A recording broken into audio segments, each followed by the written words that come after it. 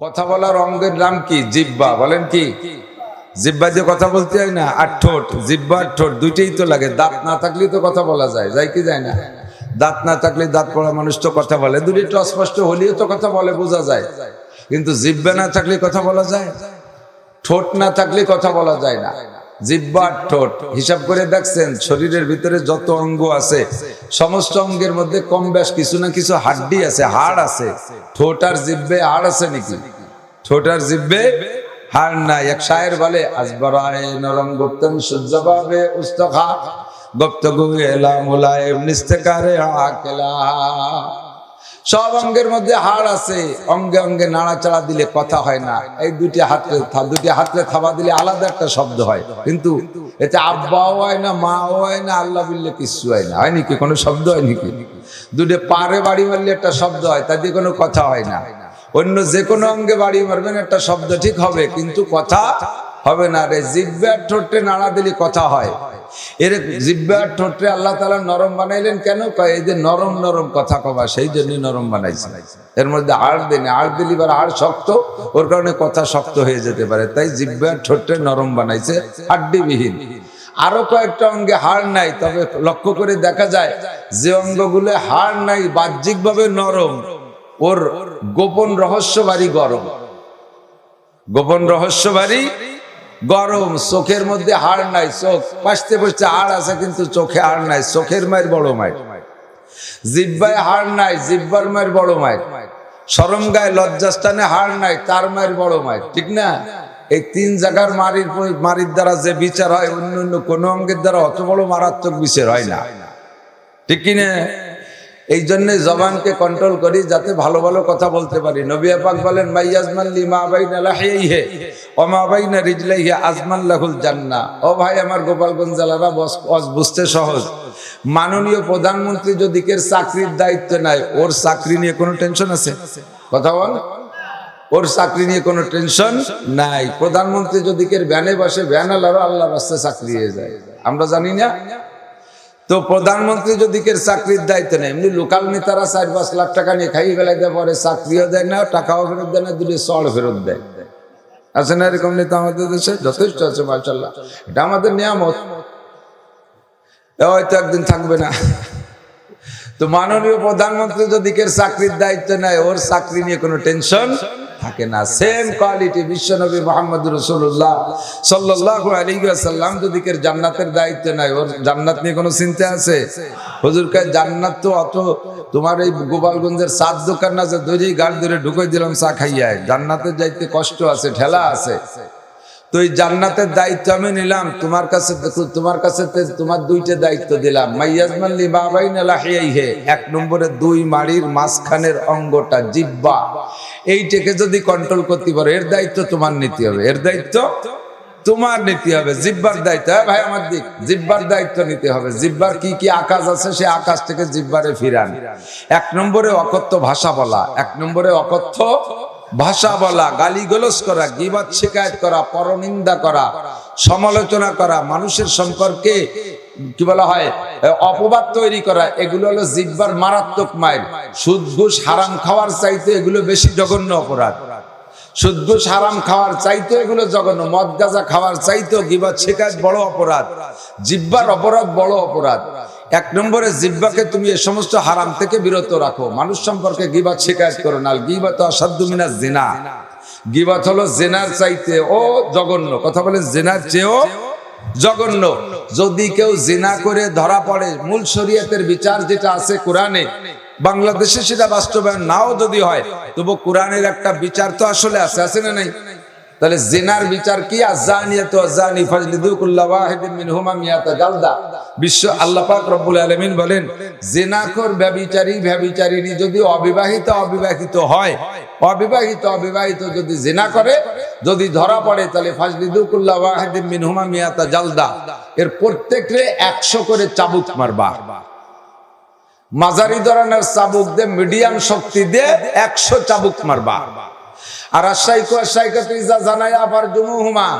ব্যভিচারিণী যদি তারা বিবাহিত হয়, ধরা পড়লে তাদেরকে পাথর মেরে শেষ করে দিবা। এটা হলো জিনার বিচার। এবার নবী বলেন আল গীবাতু আশাদ্দু মিনাজ জিনা, গীবাত হলো জিনার চাইতেও জঘন্য। এই গীবাত করে কি আদ্দে না পাও দিয়ে? কথা কয় না। গীবাত করে কি দিয়া? আদ্দে না পাও দিয়া? মুখ দিয়ে জিব্বে দিয়ে, ঠিক না? এই জিব্বের অপরাধ গীবাত। এক জায়গায় বসলে আরে কপালে মাওলানা আবুল হাসান সাহেব প্রশংসা কিছুক্ষণ করার পরে হঠাৎ যদি এসে একজন কাজে আরে অত ভাও চাটাম দিচ্ছ কে, উনি যা অর্ছে সেদিন এতক্ষণ যে গল্প দিয়েছে ওনার প্রশংসায়, সেইগুলো যত মোহাব্বতের সাথে না শুনছে শ্রোতারা, এবার যদি কেউ উনি যে আকাম সেদিন করছে এবার কান খাড়া করছে, কি হয়েছে কত নেই। এই যখন কোয়া শুরু হয় তখন সব কাম কাজ বাদ দিয়ে প্রশংসাগুলো অত লক্ষ্য করে শোনে নাই, ওনার বদনাম গুলো খুব খেয়াল করে শোনে। বলনেওয়ালা কইতে কইতে কদ্দুর যে যদি থামিয়ে যায় শ্রোতারা কাজে শেষের টুক তো করলি না, মানে খালি গুছি দেয়, খালি গুছি দেয়। গীবাত শুনতেও ভালো লাগে, বলতেও ভালো লাগে। আমার নানুপুরি হুজুর বলতেন গীবাত মানে ঘি ভাত, আলু ভর্তার সাথে ঘি মাখালি যেমন খাইতে ভালো লাগে, গীবাত এরকম ভালো লাগে। এবার গীবাত কাকে বলে একটু কয়ে নেই, বলবো?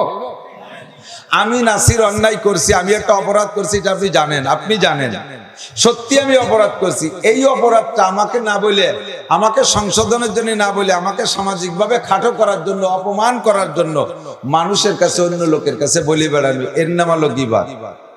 যদি বলা হয় তুমি গীবাত করো না, কাজ আরে সে করতে পারে, আমি কলি দোষ কি? সে করছে এটা ঠিক আছে, কিন্তু আপনি কলিতে আপনার গুনাহ হবে। কি গুনাহ হবে? ওই লোকটা ওই যে গুনাহ করছে, সেই গুনাহ করে যে পরিমাণ অপরাধ করে যে পরিমাণ গুনাহ কামাই করছিল, আপনি তার সেই অপরাধের সমালোচনা করার কারণে তার গুনাহগুলো সব আপনার আমলনামায় চলে যাবে, আর আপনার আমলনামা থেকে সমসংখ্যা পরিমাণ নেকি আছে ওনার আমলনামা ভরে যাবে। সুবহানাল্লাহ কবেন না নাউজুবিল্লাহ কবেন বুঝে উঠতে পারতেছে না, দুই দিকে কিছু কিছু কোয়া দরকার। সুবহানাল্লাহ নাউজুবিল্লাহ একসাথেই কই, কথা তার নেকি আইছে আমার আমলনামা ভরে যাবে। সুবহানাল্লাহ। এবার আমার গুনাহ যা কি বলা হয়, আমার নেকি যে তার আমলনামা ভরে যাবে, এটা নাউজুবিল্লাহ। তাহলে এই ব্যাপারে আমরা সবচাইতে বেশি উপকার করি কারে কন্ত? যে আমার বেশি শত্রু তার বেশি উপকার করি। যে আমার বেশি শত্রু, বিএনপি আলারা আমলিগা লাগে শত্রু, বিএনপি আলারা আমলিগা লাগে শত্রু, বিএনপি লাগে বসলেই আমলিগির গীবাত, আবার আমলিগা লাগে শত্রু হলো বিএনপি আলারা, আমলিগা আলারা কয়েকজন বসলেই বিএনপির গীবাত করে। তাহলে এই উপকারটা জীবন করে শত্রুরে শত্রু করতেছেন, বন্ধুরে কেউ করে না। সবচেয়ে বড় বন্ধু মা বাপ, মা বাপের গীবাত করে না, করলে তো মা বাপের একটু উপকার হতো, তা করবে না। উস্তাদ বন্ধু, তার গীবাত করবে না, তার সম্পর্কে সমালোচনা করবে না, এই উপকারটা উস্তাদ যে করবে না। আপনারা আমারে ভালোবাসেন, বর্ষাকালে বেশ কিছু লোক চলে আসেন আমার নাম শুনে। আমি আপনাদের সকলকে অনুরোধ করি, আমি সবাইকে অনুমতি দিলাম, আমার যদি কোনো দোষ খাতা জানা থাকে এটা আমার আড়ালে একটু মানুষের কাছে বলিয়েন। বলবেন তো ইনশাআল্লাহ? আল্লাহ কথা কয় না, একটু বলিয়েন, আমি অনুমতি দিলাম বলেন। কেন বলবেন না? আপনি যদি বলতেন তাতে আমার একটু উপকার হতো। আপনি আমাকে এত ভালোবাসেন যে আমার নাম শুনে চলে আসছেন, আমার বয়ান শোনেন, ইউটিউবে শোনেন, রাতে কানে লাগাই দিয়ে শুনতে শুনতে ঘুমান, এত মোহাব্বত করেন, অথচ এই উপকারটা আমারে করবেন না। কিন্তু করবেন, হ্যাঁ কখন করবেন? আমি যদি আপনার শত্রুতাই করি, ওই সময় আমার এই উপকারটা করেন। আজীবন আমরা গীবাত করেও শত্রুরে উপকার করি। আল গীবাত আশাদ্দু মিনাজ জিনা। আল্লাহ পাক রব্বুল আলামিন বলেন, যেই ব্যক্তি গীবাত করে, যেই ব্যক্তি গীবাত করে, ওয়ালা তাজাসসু ওয়ালা ইয়াগতাব বা'দুকুম বা'দা আইয়ুহিব্বু আহাদুকুম আইয়াকুলা লাহমা আখিহি মাইতান ফাকারিতুমুহু। ভালো করে জেনে নেন, তোমরা যদি তোমার কোনো ভাইয়ের গীবাত করো, কোনো ভাইয়ের আড়ালে সমালোচনা করো, তার দোষ চর্চা করো, আল্লাহ কি বলেন তার হকে একটু বলে নেই নবীর কথা। আল্লাহ নবী বলেন, যেই লোকটার অপরাধের গীবাত করতেছো, সমালোচনা করতেছো, তুমি জেনে নাও ওই লোকটা যদি আল্লাহর কাছে তওবা করে তওবা কবুল করায় ফেলতে পারে, ওর গুনাহ তো মাফ হয়ে যাবে। তবে তুমি জেনে নাও, যেই অপরাধের সমালোচনা তুমি করতেছো, তুমি মরার আগে আল্লাহ পাক তোমাকে ওই অপরাধ না করায় দুনিয়া থেকে নেবে না। তুমি তাকে যে পরিমাণ সমাজে লাঞ্ছিত করেছো, তুমি তার চাইতে বেশি লাঞ্ছিত না হইয়া দুনিয়ার থেকে যাবা না। অপেক্ষা করো, ফান্তাজির সা একটু দেরি হতে পারে। ওই অপরাধী বড় তার চাইতে বড় রূপ ধারণ করে তোমাকে যে করায় ছাড়বে শয়তান, আল্লাহ তাআলা তোমাকে পাহারাদারি করবে না। আল্লাহ পাক বলেন, তুমি যার গীবাত করতেছো, তুমি যার গীবাত করতেছো, তুমি কেমন জানো, তুমি ওই ভাইটা মারা গেল, তোমার ওই মরা ভাইয়ের গায়ের গোশত খাইতেছো। আইয়ুহিব্বু আহাদুকুম আইয়াকুলা লাহমা আখিহি মাইতান। দুনিয়ার কোন মুসলমান কি আছো, কোন কাফের কি আছো, কোন ইহুদ নাসারা কি আছো, তোমার মরা ভাইয়ের গোশত খাইতে পারবা?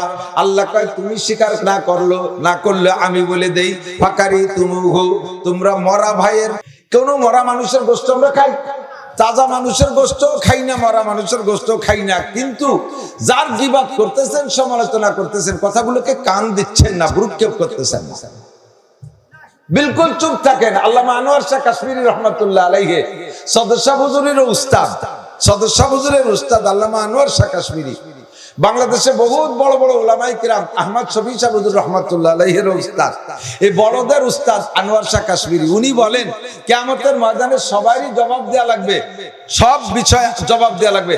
তবে ইনশাআল্লাহ আমাকে আল্লাহ পাক গীবাত সম্পর্কে জিজ্ঞাসা করার সুযোগ পাবে না। জীবনেও কোনোদিন গীবাত করি নাই। ইমাম বুখারী রাহমাতুল্লাহ আলাইহির বক্তব্য এরকম, কিয়ামতে আমার অনেক প্রশ্ন হবে, তবে ইনশাআল্লাহ গীবাত সম্পর্কে আমি প্রশ্নের সম্মুখীন হব না। আমি জীবনেও কোনোদিন কাহারও গীবাত করি নাই। পারবো কি গ্যারান্টি দিতে? আমি বয়ান করতেছি, আমিও সুযোগ পেলে আরেকজনের গীবাত করি, কি মহা বিপদ। বলতে গেলেই ভালো লাগে। নবী পাকের সামনে মসজিদে নববীতে রমজান মাসে দুইজন রোজাদার বসে বসে কিছু ফাঁকে ফাঁকে নামাজ পড়তেছে আর ফাঁকে ফাঁকে গল্প করতেছে। ওই খোঁজ গল্পের ভিতর দিয়া কাহার জন্য গীবাত করতেছে। এই গীবাত কিছুক্ষণ কথা বলে আবার নামাজ পড়ছে, আর রোজা তো আছেই। হুজুর দুইজনের ডাকছে, তাআলা ইয়া এদিকে আসো। এসে বলতেছে, আনতুমা সাইমান, তোমরা কি রোজাদার? জি হুজুর, আমরা দুজন রোজাদার। কয় কি রমজান চলে গেলে তোমরা দুইজন এই দুইটা রোজা আবার রেখে দিবা, এই দুইটা রোজা আবার রেখে দিবা। আর এই গল্প করার পরে যে 2 রাকাত নামাজ পড়ছো না, ওই 2 রাকাত নামাজ হইলে ওযু বানাইছো, ওই 2 রাকাত আবার বড়। তো দুইজনে কইতেছে যে হুজুর ওযু ভাঙ্গার কারণ 7টা আর রোজা ভাঙ্গার কারণ যা তা তো জানি, তা রোজা ভাঙ্গারও কোনো কারণ ঘটে নাই, ওযু ভাঙ্গারও কারণ ঘটে নাই, তা পড়া নামাজ আবার পড়বো কে, আর এই রোজা পরে রাখবো কে? তো হুজুর বললেন যে মরা মানুষের পচা গোশত খাইলে খাওয়াটা কি হারাম না হালাল? 1 নম্বরে খাওয়া হারাম, রমজান মাসে খাওয়া, রোজা থেকে খাওয়া হারাম। তো ভালো হালাল খাওয়ার হারাম খাও, মানে বৈধ খানা খাওয়ার অবৈধ খাও। রোজার মাসে রোজার দিনের বেলা খাইলেই তো রোজা ভেঙে যায়। তোমরা দুইজন খাইছো, তাও সাধারণ কিছু খাও নাই, তোমরা মরা মানুষের পচা গোশত খাইছো। কয় যে হুজুর আল্লাহে মা আকাল না, হুজুর আল্লাহর কসম খাইনি, আমি তো মসজিদই বসা, মরা মানুষের গোশত কেউ কোনোদিন খাইনি, আল্লাহর কি হুজুর খাইনি, কসম দিয়ে কইতেছে। হুজুর কয় একটু খিলাল নিয়ে আসো, খিলাল নিয়ে আসো। খিলাল আনাইছে, খিলাল একা দাঁত খিলাল করো, দাঁত খিলাল করছে, দাঁত খিলালের ভিতর থেকে পচা গোশত বেরোইছে। প্রত্যেকটা মরা প্রাণীর গন্ধের ভিতরে কিন্তু পার্থক্য আছে। কুত্তো মরা এক গন্ধ, বিলেই মরে আর এক গন্ধ, মুরগি মরে আর এক গন্ধ, সুসো মরে আর এক গন্ধ, গরু মরে আর এক গন্ধ, মানুষ মরে আলাদা গন্ধ, কতক্ষণ মাছ মরে আলাদা গন্ধ। তো এই যে গোশত দাঁতের ফাঁক থেকে বেরোইছে, এটা মরা মানুষের পচা গোশতের গন্ধ। দুইজন আশ্চর্য, ইয়া রাসূলুল্লাহ মিনাইনা হাযা, এটা কোথা থেকে আসলো? হুজুর বললেন আল্লাহ পাকের কোরআন সত্য, এটা প্র্যাকটিক্যালের জগৎ। তোমরা দুইজনে বসে বসে যার গীবত করছো, সমালোচনা করছো, তাদের গোশত, তাদের মরা, সেই লোকটা মারা গেলে তার গোশত পচে গেলে যে গন্ধ হয়, ওই গোশত তোমরা দুইজনে তার গোশত খাইছো, আর তার দাঁতের ফাঁকে যে সেটা পচার রূপ ধারণ করছে, আল্লাহ পাক রব্বুল আলামিন প্র্যাকটিক্যালি দেখাই দিয়েছে তোমরা যেন সেই দুইজনের গোশত খাইছো।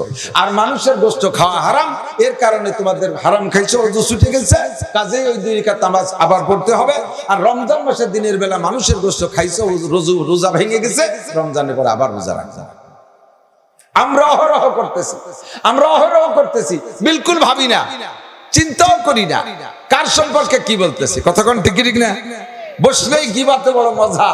মহিলারা কয়েকজন বসে বসে দরবারে, এখন আগে 3 বিটি, ছোটবেলায় শুনতাম 3 বিটি যেখানে কলকাতা সেখানে, কতক্ষণ না ভুলিয়ে গেছেন নাকি পুরন কথা? আমি পুরন কথা জ্বালাই টিভিরে নামছি আইটো দিয়ে।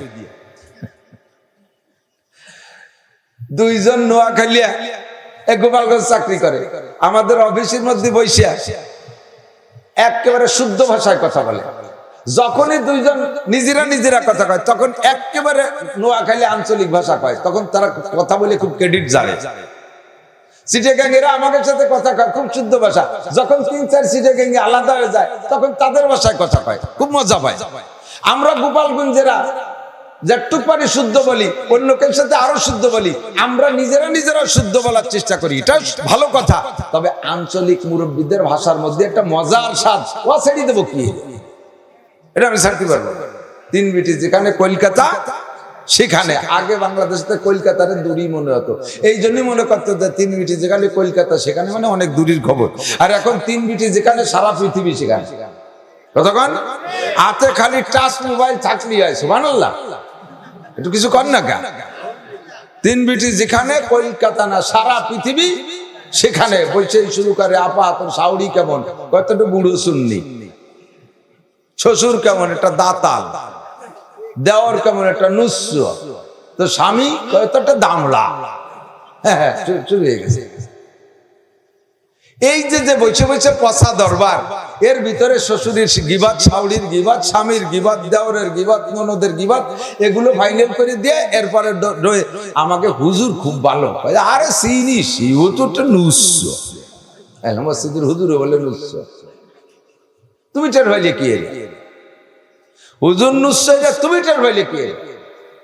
এই সমস্ত কথা কিছু আছে অপবাদ, কিছু হয়ে যায় গিবাত।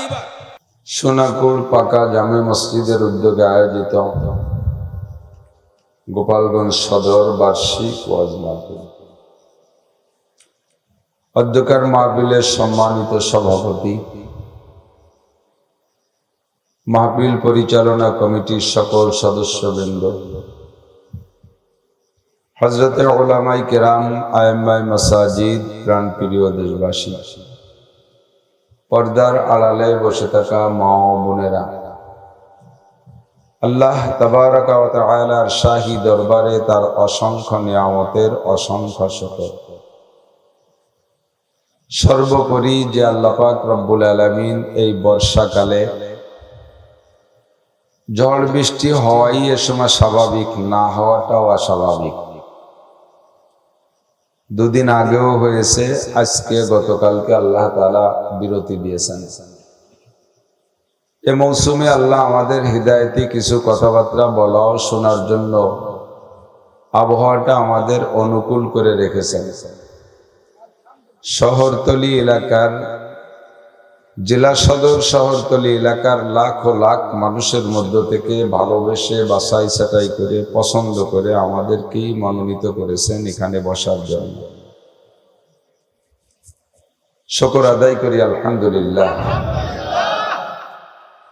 জাগতিক কোনো প্রোগ্রাম হলে, রাজনৈতিক কোনো মিটিং অ্যাটেন্ড হইলে,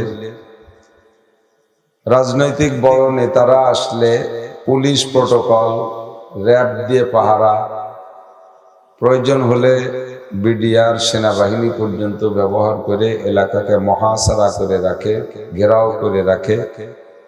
ইঞ্চি ইঞ্চি জায়গা জমি মেশিন দিয়ে পরীক্ষা করে জায়গাকে নিরাপত্তা দিয়ে তারপরে নেতা নেত্রীকে বরণ করে আসার সুযোগ করে দেয়। যেটা আমরা সবসময় দেখতেছি, বর্তমানে আরো বেশি দেখি। আমাদের মাননীয় প্রধানমন্ত্রী জননেত্রী শেখ হাসিনা যখন আসেন, রাস্তা ভরে কত পুলিশ, কত কেউরা পাহারা দেয়। তো সারা দুনিয়ার পুলিশ, আর্মি, বিডিআর, রাজনৈতিক বড় বড় অফিসাররা পাহারা দেয় যেই পরিবেশটাকে, ওই পরিবেশটা দামি, নাকি যেই পরিবেশটাকে, যেই সংগঠনটাকে, যেই মজলিসটাকে পাহারা দেয় ফেরেশতারা, সেইটা দামি। ফেরেশতারা যেটাকে পাহারা দেয় সেইটা পরিষ্কার হাদিস, ওলামা হযরত সাক্ষী। এই দ্বীনি মজলিসকে গাশিয়াতুমুর রহমান নাজালাত আলাইহিমুস সাকিনা হাদিসের অংশ বলছি। যেখানে দ্বীনি আলোচনা হয় ওই জায়গাটাকে আল্লাহ তাআলা আসমানি ফেরেশতা দিয়ে চতুর্দিক দিয়ে বেষ্টন করে রাখে, যাতে ওর ভিতরে শয়তান ঢুকতে না পারে। পুলিশের বেষ্টনী ভেদ করে যাতে শত্রুরা কোনো আক্রমণ করতে না পারে, এ উপলক্ষে যেমন পাহারা। আমাদের এখানে বড় শত্রু মিস্টার ইবলিস, ঢুকে যাতে শয়তানি করতে না পারে, এই জন্য ফেরেশতা দিয়ে পাহারাদারি করে। ফেরেশতা আসার আগে যদি দুটি একটা ঢুকিয়ে পড়ে ওই কটারে বেরোনো আবার ঝামেলা রয়েছে তো ফেরেশতাদের বেষ্টনীতে। ফেরেশতারা তাদের থাকতেই দেয় না, পিটাই বের করে দেয়। কোন সুবহানাল্লাহ। যতক্ষণ বসে থাকবেন এর ভিতরে ততক্ষণ আসমান থেকে সাকিনা প্রশান্তি নাজিল হতে থাকে। তো দামি মজলিসে আল্লাহ তাআলা সকলকে আসার সুযোগ দেন না, আমাদেরকে পছন্দ করেছেন, নিয়ে আসছেন। শুকর আদায় করি আলহামদুলিল্লাহ। মা বোন যারা আছেন বাইরে কাজ কাম ফেলে কিছুক্ষণের জন্য, বেশিক্ষণ কষ্ট দেব না। মাহফিলের সিজনে যতই কষ্ট হোক কথা একের পর এক বলতে মনে চায়, আসে, ধারাবাহিকতা ঠিক থাকে, কথা বলা যায়। আর এখন সিজন শেষ হয়ে গেছে, দেখবেন বাংলাদেশে এখন কোকিল পাখি আছে না? না ইন্ডিয়া চলে গেছে, হিজরত করছে। কোকিল আছে কিন্তু ডাক তো শুনি না। সারা বছর ধরে কোকিল থাকে কিন্তু ডাক শোনা যায় না। ডাকে না তা না, ডাকে কিন্তু অন্য সুরি ডাকে। আর ফাল্গুন মাস আসলেই তার মূল সুর শোনা যায়, আসল কণ্ঠ ফোটে। তো সারা বছরই আমরা কথাবার্তা বলি, কিন্তু শীতের সিজন আসলে বক্তাকে আসল কণ্ঠ ফোটে, ওই সময় কথা বলতে মজা লাগে।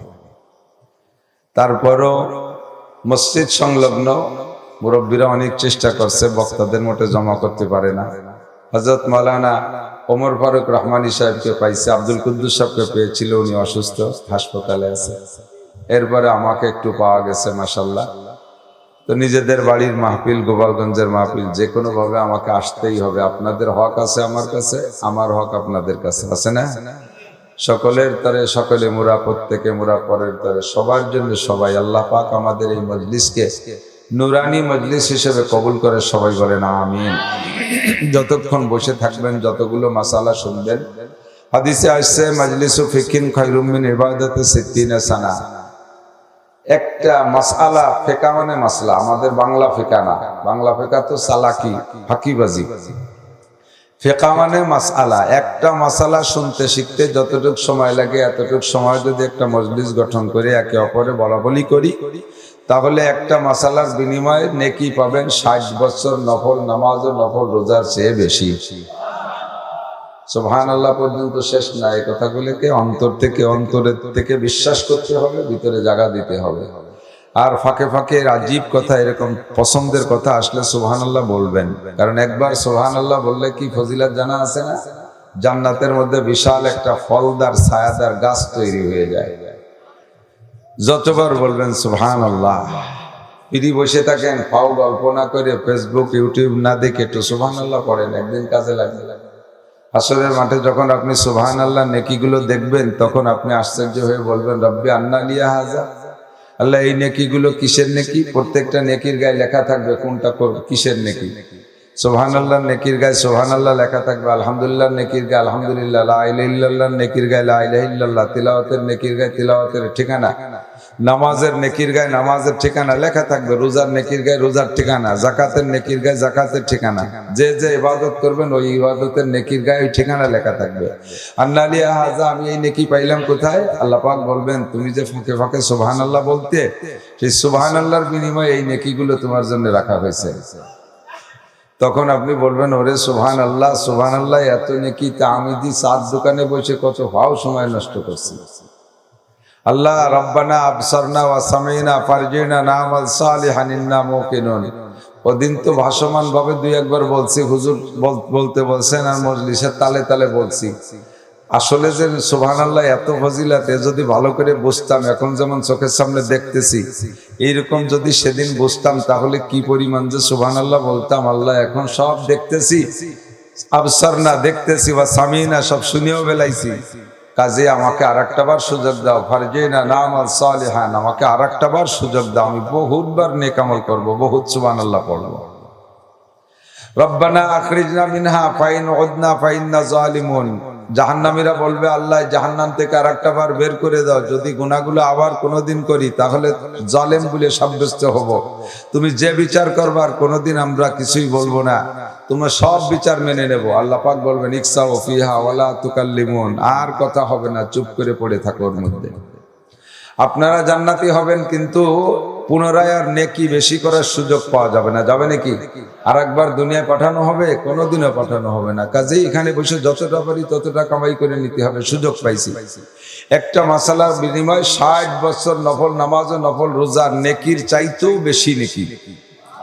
আরবিতে 60 শব্দ, 70 শব্দ, আলফ শব্দ, শব্দ সাবঈন, সিত্তিন, আলফ, এই শব্দগুলো ব্যবহার করা হয় নির্দিষ্ট সংখ্যা বোঝানোর জন্য না, এটা বলা হয় অধিক বোঝানোর জন্য। মানে অনেক অনেক, যেমন লাইলাতুল কদরে খায়রুম মিন আলফি শাহর, শবে কদর এক রাত ইবাদত করলে 1000 মাস ইবাদতের চাইতে বেশি নেকি। এখানে 1000 মাস মানে 1000 মাস না। 1000 মাসে কত হয়? 83 বছর 4 মাস না, 83 বছর 4 মাস না। মুফাসসিরিনরা অনেকেই এই কথা সাক্ষী দেন। 1000 মানে হাজার হাজার, হাজার মানে অসংখ্য বছর, অসংখ্য মাস নেকি করার চাই, ইবাদত করার চাইতে এক রাতের ইবাদতের দাম আল্লাহর কাছে বেশি। আমাদের গোপালগঞ্জ ও বাংলায় কিছু কিছু সংখ্যা এরকম ব্যবহার করে যে সংখ্যাগুলো নির্দিষ্ট সংখ্যা বোঝানোর জন্য নয়। বাড়ি মেহমান আসার কথা ছিল 4 জন, যদি 7-8 জন আসে, আসার কথা 4 জন, হিসাব আছে যে 4 জনের সাথে আর 1-2 জন বেশি আসতে পারে, সেই হিসেবে 6 জনের মেহমানদারি জোগাড় করে। হঠাৎ করে দেখে যে কাছারিতে 8 জন বসে গেছে। বাড়িওয়ালা পুরুষ একবার ঘরে যায়, একবার কাছারিতে আসে। বউ কয় যে থালবাটি নেন না, কয় যে আনবো। থালবাটি নেব কি? ঘোড়ার ডিম। 14-20 মানুষ এসে। কয় 20? 14-20 হয় কত? 280 জন। আসলে কি 280 জন? তার মানে 4 জনের জায়গায় 8 জন আইছে। রাগের ঠেলাকায় 14-20 মানুষ আইছে। এই 14-20 মানে 14-20 না, 14-20 মানে অধিক সংখ্যা। যা বলছি তার চাইতে বেশি। বাংলায় যেমন এরকম ব্যবহার করা হয়, আরবিতে এরকম খায়রুম মিন ইবাদাতি সিত্তিনা সানা। আমাদের মাওলানা ওমর ফারুক রহমানী গোপালগঞ্জের একটা নক্ষত্র, আল্লাহ তাআলা তাকে অনেক বড় করুক, সবাই বলেন আমিন। নুরানি চেহারা, নুরানি বয়ান, এলেমও আল্লাহ তাআলা তাকে দান করেছেন। সুন্দর কথা বলে, একেবারে গঠনমূলক, সাজানো গোছানো, বাড়ি নেওয়ার মতো কথা বলে। 4টে কথা শিখাইছে, ঠিক না? 4টাই মাসালা, 4টাই শরীয়তের মাসালা। 4টে কথা শিখছেন। যদি 60ও ধরেন তাহলে 60 বছর মানে 424, 240 বছর নফল নামাজ ও নফল রোজার নেকি পেয়ে গেছে। আর যদি 60 মানে 60 না অনেক হয়, তাহলে অসংখ্য বছর নফল নামাজ ও নফল রোজার নেকি পেয়ে গেছেন। শর্ত হলো মোহাব্বতের সাথে আমলের নিয়তে শুনবো। রাজি আছেন ইনশাআল্লাহ? ছোট কথা ছোট মানুষ বললে কথা ছোট না, এই কথা তো বলনেওয়ালা আমরা, স্পিকার, আমরা নকল করি। আসলে কথা তো আসছে কোন জায়গায়? আসমান থেকে আসছে। আর আসমান থেকে প্রথম আইছে কোন জায়গা? মক্কা মদিনায়। সেই জায়গা থেকে আস্তে আস্তে আমাদের কাছে আসছে, ঠিক না? এই পশ্চিমে কথা বিশ্বনবী মুহাম্মদুর রাসূলুল্লাহ সাল্লাল্লাহু আলাইহি সাল্লামের বাণী। 1 নম্বরে সালাম জারি করতে পারবো না ইনশাআল্লাহ? খুব বেশি সালাম দেবেন। সালাম দেনেওয়ালার তো উভয়, দেনেওয়ালা লেনেওয়ালা উভয়ের শান্তি। আমি হুজুরের কথা নকল করতেছি জাস্ট 2-1 কথার ভিতরে, যাতে কথাগুলোর গুরুত্ব বহন করে। আমল করবো আমরা। রাজি আছি তো ইনশাআল্লাহ? স্বামী স্ত্রী একে অপরকে সালাম দিবেন। সালাম দিলে মহব্বত বাড়ে, হুজুর তাও তো বলেছেন। 2 নম্বরে আলিনুল কালাম বা সিলুল আরহাম, ভ্রাতৃত্ব বন্ধন ঠিক রাখবেন। ভ্রাতৃত্ব বন্ধন ঠিক রাখি কোন সময় রাখি? যতক্ষণ পর্যন্ত একে অপরের চাহিদা পূরণ করি। আমার বাড়ি যদি বর্ণাই ভালো কিছু নিয়ে আসে, তাহলে বর্ণার সাথে সম্পর্ক ঠিক রাখি, তার বাড়ি যাওয়ার সময় নেই জন্মে নিয়া। কিন্তু সে যদি খালি হাতে আসে, কয় যে তোর বাড়ি যাইয়ে যাবে, যাবানি দেশ কেনে, কিরম যাওয়ার দরকার, তোর বাড়ি নিবেন দিয়ে বাঙ্গা ইট, কিচ্ছু নেব না। সম্পর্ক ভালো রাখি না। যদি সম্পর্ক, হাদিসে আসছে সিলমান কতা আকা, হাদিসে আসছে কি? সিলমান কতা আকা, যে তোমার থেকে সম্পর্ক ছিন্ন করার মতো ব্যবহার করে তার সাথে সম্পর্ক করো। যে সম্পর্ক গড়ার ব্যবহার করতেছে তার সাথে তো সম্পর্ক গড়েই যাবে, দুইজনের সুসম্পর্ক হয়েই যাবে সৎ ব্যবহারের কারণে। কিন্তু হাদিস আসছে সিলমান কতা আকা, যে সম্পর্ক কাটতে চায় তার সাথে গড়ো। ওয়াফু আম্মান যালামাকা, মাফ করে দাও তাকে যে তোমারে জুলুম করছে, যে তোমারে জুলুম করছে তারে মাফ করে দাও। যে জুলুম করে নাই তারে তো মাফ করা লাগতেছে না। তো সিলমান কতাকা ওয়াসিলুল আরহাম, সম্পর্ক ভালো রাখো। আর সাল্লু বিল লাইলি ওয়ান নাসু নিয়াম, গভীর রাতে ইবাদত বন্দেগী করো। হুজুর আরটা কি বলছে? আর মানুষকে খানা খাওয়াও। আতইমুত তুআম, হাদিসে আরেকটাও আছে, আরেকটা আছে কি? সিলমান কথাকা ওয়াফু আম্মান জালাম আফসুস সালাম আতিমুত্তাম আলিনুল কালাম, কথা নরম বলবেন, মিষ্টি মিষ্টি কথা বলবেন, মানুষের সাথে সৎ কথা। কথা বলার অঙ্গের নাম কি? জিহ্বা। বলেন কি? জিহ্বা দিয়ে কথা বলতে হয় না? আর ঠোঁট, জিহ্বা আর ঠোঁট দুইটাই তো লাগে। দাঁত না থাকলেই তো কথা বলা যায়, যায় কি যায় না? দাঁত না থাকলে দাঁত পড়া মানুষ তো কথা বলে, দুটো একটু অস্পষ্ট হলেও তো কথা বলে, বোঝা যায়। কিন্তু জিহ্বা না থাকলে কথা বলা যায়? ঠোঁট না থাকলে কথা বলা যায় না। জিহ্বা আর ঠোঁট হিসাব করে দেখছেন, শরীরের ভিতরে যত অঙ্গ আছে সমস্ত অঙ্গের মধ্যে কম বেশ কিছু না কিছু হাড্ডি আছে, হাড় আছে। ঠোঁট আর জিহ্বে হাড় আছে নাকি? ঠোঁট আর জিহ্বে হাড় নাই। এক শায়ের বলে, আজবরায়ে নরম গুপ্তন সুজ্জবাবে উস্তখা গুপ্তগু এলা মুলায়েম নিস্তেকারে আকেলা। সব অঙ্গের মধ্যে হাড় আছে, অঙ্গে অঙ্গে নাড়াচাড়া দিলে কথা হয় না। এই দুটি হাতে থাবা দিলে আলাদা একটা শব্দ হয়, কিন্তু এতে আব্বাও হয় না, মাও হয় না, আল্লাহ বললে কিছু হয় না। হয় নাকি? কোনো শব্দ হয় নাকি? দুটো পারে বাড়ি মারলে একটা শব্দ হয়, তা দিয়ে কোনো কথা হয় না। অন্য যে কোনো অঙ্গে বাড়ি মারবেন একটা শব্দ ঠিক হবে, কিন্তু কথা হবে না। রে জিহ্বা আর ঠোঁটে নাড়া দিলে কথা হয়। এর জিহ্বা আর ঠোঁটে আল্লাহ তাআলা নরম বানাইলেন কেন? এই যে নরম নরম কথা কবা, সেই জন্য নরম বানাইছে। এর মধ্যে হাড় দেন, হাড় দিলে এবার হাড় শক্ত, ওর কারণে কথা শক্ত হয়ে যেতে পারে। তাই জিহ্বা আর ঠোঁটে নরম বানাইছে, হাড্ডিবিহীন। আরো কয়েকটা অঙ্গে হাড় নাই, তবে লক্ষ্য করে দেখা যায় যে অঙ্গগুলো হাড় নাই বাহ্যিকভাবে নরম, ওর গোপন রহস্য বাড়ি গরম। গোপন রহস্য বাড়ি গরম। চোখের মধ্যে হাড় নাই, চোখ পাশতে পাশতে হাড় আছে, কিন্তু চোখে হাড় নাই, চোখের মায়ের বড় মায়ের। জিহ্বায় হাড় নাই, জিহ্বার মায়ের বড় মায়ের। শরম গায়ে লজ্জাস্থানে হাড় নাই, তার মায়ের বড় মায়ের। ঠিক না? এই তিন জায়গার মারির দ্বারা যে বিচার হয়, অন্য অন্য কোন অঙ্গের দ্বারা অত বড় মারাত্মক বিচার হয় না। ঠিক কিনা? এই জন্য জবানকে কন্ট্রোল করি, যাতে ভালো ভালো কথা বলতে পারি। নবী পাক বলেন, মাইয়াজমান লিমা বাইনা লাহিহি ওয়া মা বাইনা রিজলাইহি আজমান লাহুল জান্নাহ। ও ভাই আমার গোপালগঞ্জ জেলারা, বুঝতে সহজ। মাননীয় প্রধানমন্ত্রী যদি কের চাকরির দায়িত্ব নেয়, ওর চাকরি নিয়ে কোনো টেনশন আছে? কথা বল। ওর চাকরি নিয়ে কোনো টেনশন নাই। প্রধানমন্ত্রী যদি কের ভ্যানে বসে, ভ্যান আলারও আল্লাহর রাস্তায় চাকরি হয়ে যায়, আমরা জানি না? তো প্রধানমন্ত্রী যদি কের চাকরির দায়িত্ব নেই, এমনি লোকাল নেতারা 4-5 লাখ টাকা নিয়ে খাই ফেলাই দেয়, পরে চাকরিও দেয় না, টাকাও ফেরত দেয় না, দুটো চড় ফেরত দেয়। আছে না এরকম নেতা আমাদের দেশে? যথেষ্ট আছে, মাশাআল্লাহ। এটা আমাদের নিয়ামত, হয়তো একদিন থাকবে না। তো মাননীয় প্রধানমন্ত্রী যদি কের চাকরির দায়িত্ব নেয়, ওর চাকরি নিয়ে কোনো টেনশন থাকে না। সেম কোয়ালিটি বিশ্বনবী মুহাম্মদ রাসূলুল্লাহ সাল্লাল্লাহু আলাইহি ওয়াসাল্লাম যদি কের জান্নাতের দায়িত্ব নেয়, ওর জান্নাত নিয়ে কোনো চিন্তা আছে? হুজুর কয়, জান্নাত তো অত তোমার এই গোপালগঞ্জের চার দোকান না, যে দইরেই গাড়ি ধরে ঢুকাই দিলাম চা খাইয়ায়। জান্নাতের যাইতে কষ্ট আছে, ঠেলা আছে। তো এই জান্নাতের দায়িত্ব আমি নিলাম তোমার কাছে। দেখো, তোমার কাছে তোমার দুইটা দায়িত্ব দিলাম। মাইয়াজমান লিমা বাইনা লাহিহি, এক নম্বরে দুই মাড়ির মাঝখানের অঙ্গটা জিহ্বা, এইটাকে যদি কন্ট্রোল করতে পারো, এর দায়িত্ব তোমার নিতে হবে। এর দায়িত্ব তোমার নিতে হবে। জিহ্বার দায়িত্ব, ভাই আমার দিক, জিহ্বার দায়িত্ব নিতে হবে। জিহ্বার কি কি আকাশ আছে, সে আকাশ থেকে জিহ্বারে ফিরান। এক নম্বরে অকথ্য ভাষা বলা, এক নম্বরে অকথ্য ভাষা বলা, গালিগালাজ করা, গীবত শিকায়ত করা, পরনিন্দা করা, সমালোচনা করা, মানুষের সম্পর্কে কি বলা হয়, অপবাদ তৈরি করা, এগুলো হলো জিহ্বার মারাত্মক মাইর। সুদ ঘুষ হারাম খাওয়ার চাইতে এগুলো বেশি জঘন্য অপরাধ। সুদ ঘুষ হারাম খাওয়ার চাইতে এগুলো জঘন্য। মদ গাঁজা খাওয়ার চাইতেও গীবত শিকায়ত বড় অপরাধ। জিহ্বার অপরাধ বড় অপরাধ। এক নম্বরে জিহ্বাকে তুমি এই সমস্ত হারাম থেকে বিরত রাখো। মানুষ সম্পর্কে গীবত শিকায়ত করো না। গীবত আসাদ্দু মিনাজ জিনা, গীবত হলো জিনার চাইতে ও জঘন্য। কথা বলে, জিনার চেয়েও জঘন্য। যদি কেউ জিনা করে ধরা পড়ে, মূল শরীয়তের বিচার যেটা আছে কোরআনে, বাংলাদেশে সেটা বাস্তবায়ন নাও যদি হয়, তবু কোরআনের একটা বিচার তো আসলে আছে, আছে না নাই? তাহলে জিনার বিচার কি? আযানিয়াতু আযানি ফাজলিদু কুল্লা ওয়াহিদিন মিনহুমা মিয়াতা জালদা। বিশ্ব আল্লাহ পাক রব্বুল আলামিন বলেন, জিনাখোর ব্যভিচারী ব্যভিচারিণী যদি অবিবাহিত হয়, অবিবাহিত যদি জিনা করে, যদি ধরা পড়ে, তাহলে ফাজলিদু কুল্লা ওয়াহিদিন মিনহুমা মিয়াতা জালদা, এর প্রত্যেকরে 100 করে চাবুক মারবা। মাঝারি ধরনের চাবুক দে, মিডিয়াম শক্তি দে 100 চাবুক মারবা। আর আশাইকু আশাইকাতু ইজা জানায়া ফারজুমুহুমা, ব্যভিচারী ব্যভিচারিণী যদি তারা বিবাহিত হয়, ধরা পড়লে তাদেরকে পাথর মেরে শেষ করে দিবা। এটা হলো জিনার বিচার।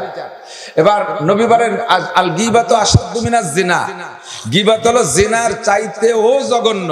এই গীবাত করে কি আদ্দে না পাও দিয়ে? কথা কয় না। গীবাত করে কি দিয়া? আদ্দে না পাও দিয়া?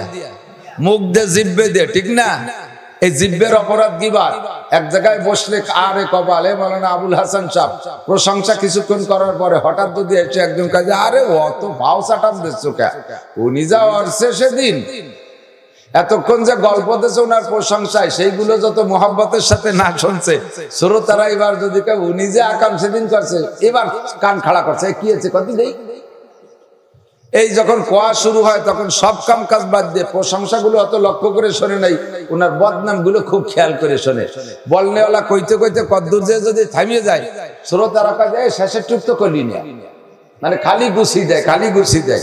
গীবাত শুনতেও ভালো লাগে, বলতেও ভালো লাগে। আমার নানুপুরি হুজুর বলতেন গীবাত মানে ঘি ভাত, আলু ভর্তার সাথে ঘি মাখালি যেমন খাইতে ভালো লাগে, গীবাত এরকম ভালো লাগে। এবার গীবাত কাকে বলে একটু কয়ে নেই, বলবো? আমি নাসির অন্যায় করছি, আমি একটা অপরাধ করছি, এটা আপনি জানেন, আপনি জানেন সত্যি আমি অপরাধ করছি। এই অপরাধটা আমাকে না বলে, আমাকে সংশোধনের জন্য না বলে, আমাকে সামাজিকভাবে খাটো করার জন্য, অপমান করার জন্য মানুষের কাছে, অন্য লোকের কাছে বলি বেড়ানো, এর নাম হলো গীবাত।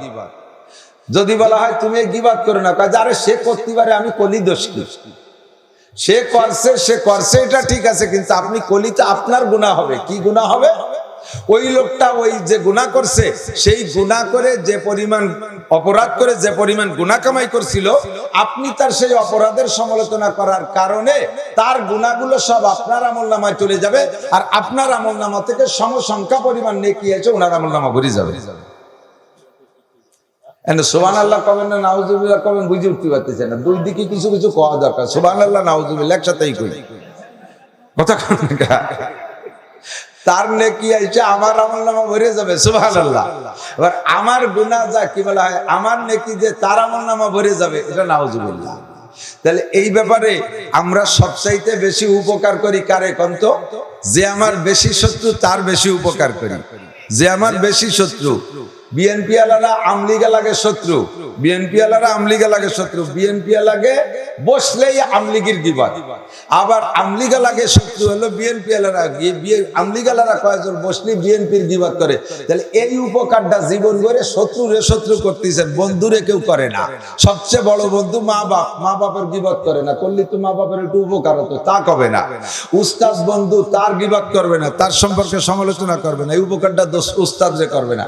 আপনারা আমারে ভালোবাসেন, বর্ষাকালে বেশ কিছু লোক চলে আসেন আমার নাম শুনে। আমি আপনাদের সকলকে অনুরোধ করি, আমি সবাইকে অনুমতি দিলাম, আমার যদি কোনো দোষ খাতা জানা থাকে, এটা আমার আড়ালে একটু মানুষের কাছে বলিয়েন। বলবেন তো ইনশাআল্লাহ? আল্লাহ কথা কয় না, একটু বলিয়েন, আমি অনুমতি দিলাম, বললেন। কেন বলবেন না? আপনি যদি বলতেন তাতে আমার একটু উপকার হতো। আপনি আমাকে এত ভালোবাসেন যে আমার নাম শুনে চলে আসছেন, আমার বয়ান শোনেন, ইউটিউবে শোনেন, রাতে কানে লাগাই দিয়ে শুনতে শুনতে ঘুমান, এত মোহাব্বত করেন, অথচ এই উপকারটা আমারে করবেন না। কিন্তু করবেন, হ্যাঁ কখন করবেন? আমি যদি আপনার শত্রুতাই করি, ওই সময় আমার এই উপকারটা করবেন। আজীবন আমরা গীবাত করেও শত্রুরে উপকার করি। আল গীবাত আশাদ্দু মিনাজ জিনা। আল্লাহ পাক রব্বুল আলামিন বলেন, যেই ব্যক্তি গীবাত করে, যেই ব্যক্তি গীবাত করে, ওয়ালা তাজাসসু ওয়ালা ইয়াগতাব বা'দুকুম বা'দা আইয়ুহিব্বু আহাদুকুম আইয়াকুলা লাহমা আখিহি মাইতান ফাকারিতুমুহু। ভালো করে জেনে নেন, তোমরা যদি তোমার কোনো ভাইয়ের গীবাত করো, কোনো ভাইয়ের আড়ালে সমালোচনা করো, তার দোষ চর্চা করো, আল্লাহ কি বলেন তার হকে একটু বলে নেই নবীর কথা। আল্লাহ নবী বলেন, যেই লোকটার অপরাধের গীবাত করতেছো, সমালোচনা করতেছো, তুমি জেনে নাও ওই লোকটা যদি আল্লাহর কাছে তওবা করে, তওবা কবুল করায় ফেলতে পারে, ওর গুনাহ তো মাফ হয়ে যাবে। তবে তুমি জেনে নাও, যেই অপরাধের সমালোচনা তুমি করতেছো, তুমি মরার আগে আল্লাহ পাক তোমাকে ওই অপরাধ না করায় দুনিয়া থেকে নেবে না। তুমি তাকে যে পরিমাণ সমাজে লাঞ্ছিত করেছো, তুমি তার চাইতে বেশি লাঞ্ছিত না হইয়া দুনিয়ার থেকে যাবা না। অপেক্ষা করো, ফান্তাজির সা, একটু দেরি হতে পারে, ওই অপরাধী বড় তার চাইতে বড় রূপ ধারণ করে তোমাকে যে করায় ছাড়বে শয়তান, আল্লাহ তাআলা তোমাকে পাহারাদারি করবে না। আল্লাহ পাক বলেন, তুমি যার গীবত করতেছো, তুমি যার গীবত করতেছো, তুমি কেমন যেন তুমি ওই ভাইটা মারা গেল, তোমার ওই মরা ভাইয়ের গায়ের গোশত খাইতেছো। আইয়ুহিব্বু আহাদুকুম আইয়াকুলা লাহমা আখিহি মাইতান। দুনিয়ার কোন মুসলমান কি আছো, কোন কাফের কি আছো, কোন ইহুদ নাসারা কি আছো, তোমার মরা ভাইয়ের গোশত খাইতে পারবা? আল্লাহ কয় তুমি স্বীকার না করলে আমি বলে দেই, ফাকারি তুমুহু, তোমরা মরা ভাইয়ের, কোন মরা মানুষের গোশত আমরা খাই, তাজা মানুষের গোশত খাই না, মরা মানুষের গোশত খাই না। কিন্তু যার গীবত করতেছেন, সমালোচনা করতেছেন, কথাগুলোকে কান দিচ্ছেন না, ভ্রুক্ষেপ করতেছেন না, বিলকুল চুপ থাকেন। আল্লামা আনোয়ার শাহ কাশ্মীরি রহমাতুল্লাহ আলাইহি সদস্য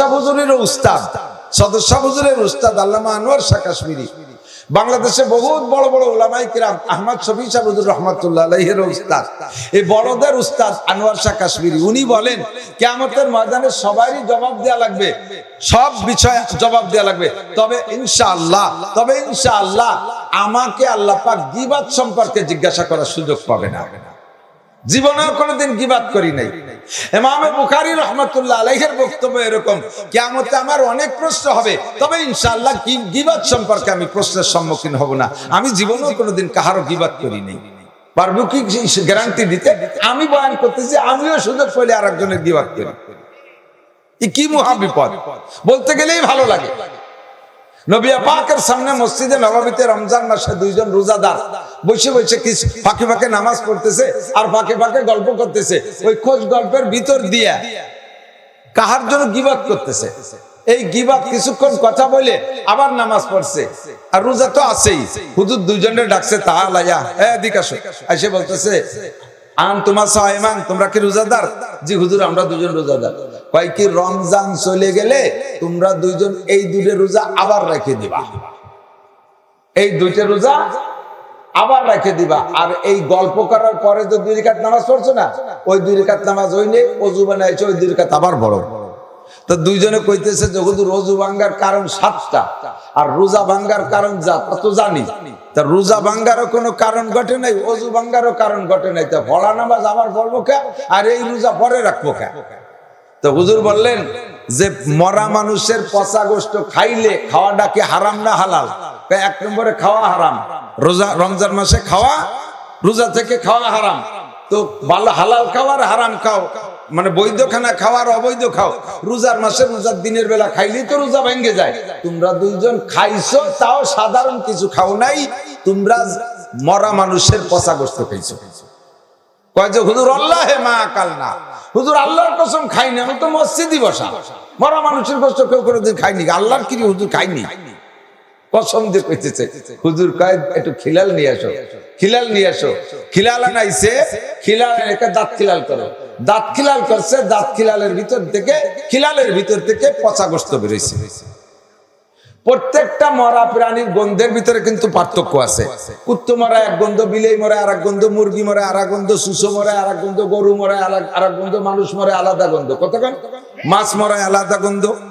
তো এই যে গোশত দাঁতের ফাঁক থেকে বেরোইছে, এটা মরা মানুষের পচা গোশতের গন্ধ। দুইজন আশ্চর্য, ইয়া রাসূলুল্লাহ মিনাইনা হাযা, এটা কোথা থেকে আসলো? হুজুর বললেন আল্লাহ পাকের কোরআন সত্য, এটা প্র্যাকটিক্যালের জগৎ। তোমরা দুইজনে বসে বসে যার গীবত করছো, সমালোচনা করছো, তাদের গোশত, তাদের মরা, সেই লোকটা মারা গেলে তার গোশত পচে গেলে যে গন্ধ হয়, ওই গোশত তোমরা দুইজনে তার গোশত খাইছো, আর তার দাঁতের ফাঁকে যে সেটা পচার রূপ ধারণ করছে, আল্লাহ পাক রব্বুল আলামিন প্র্যাকটিক্যালে দেখাই দিয়েছে তোমরা যেন সেই দুইজনের গোশত খাইছো। আর মানুষের গোশত খাওয়া হারাম, এর কারণে তোমাদের হারাম খাইছো, ওযু ছুটে গেছে, কাজেই ওই 2 রাকাত নামাজ আবার পড়তে হবে।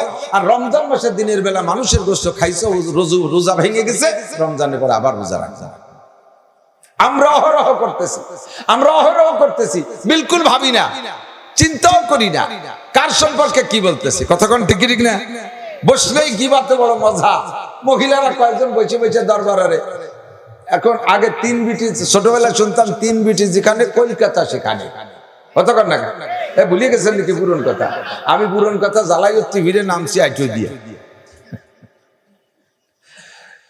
2 জন নোয়াখালিয়া গোপালগঞ্জ চাকরি করে, আমাদের অফিসের মধ্যে বসে একেবারে শুদ্ধ ভাষায় কথা বলে। যখনই দুইজন নিজেরা কথা কয় তখন একেবারে নোয়াখালী আঞ্চলিক ভাষা কয়, তখন তারা কথা বলে খুব ক্রেডিট জানে।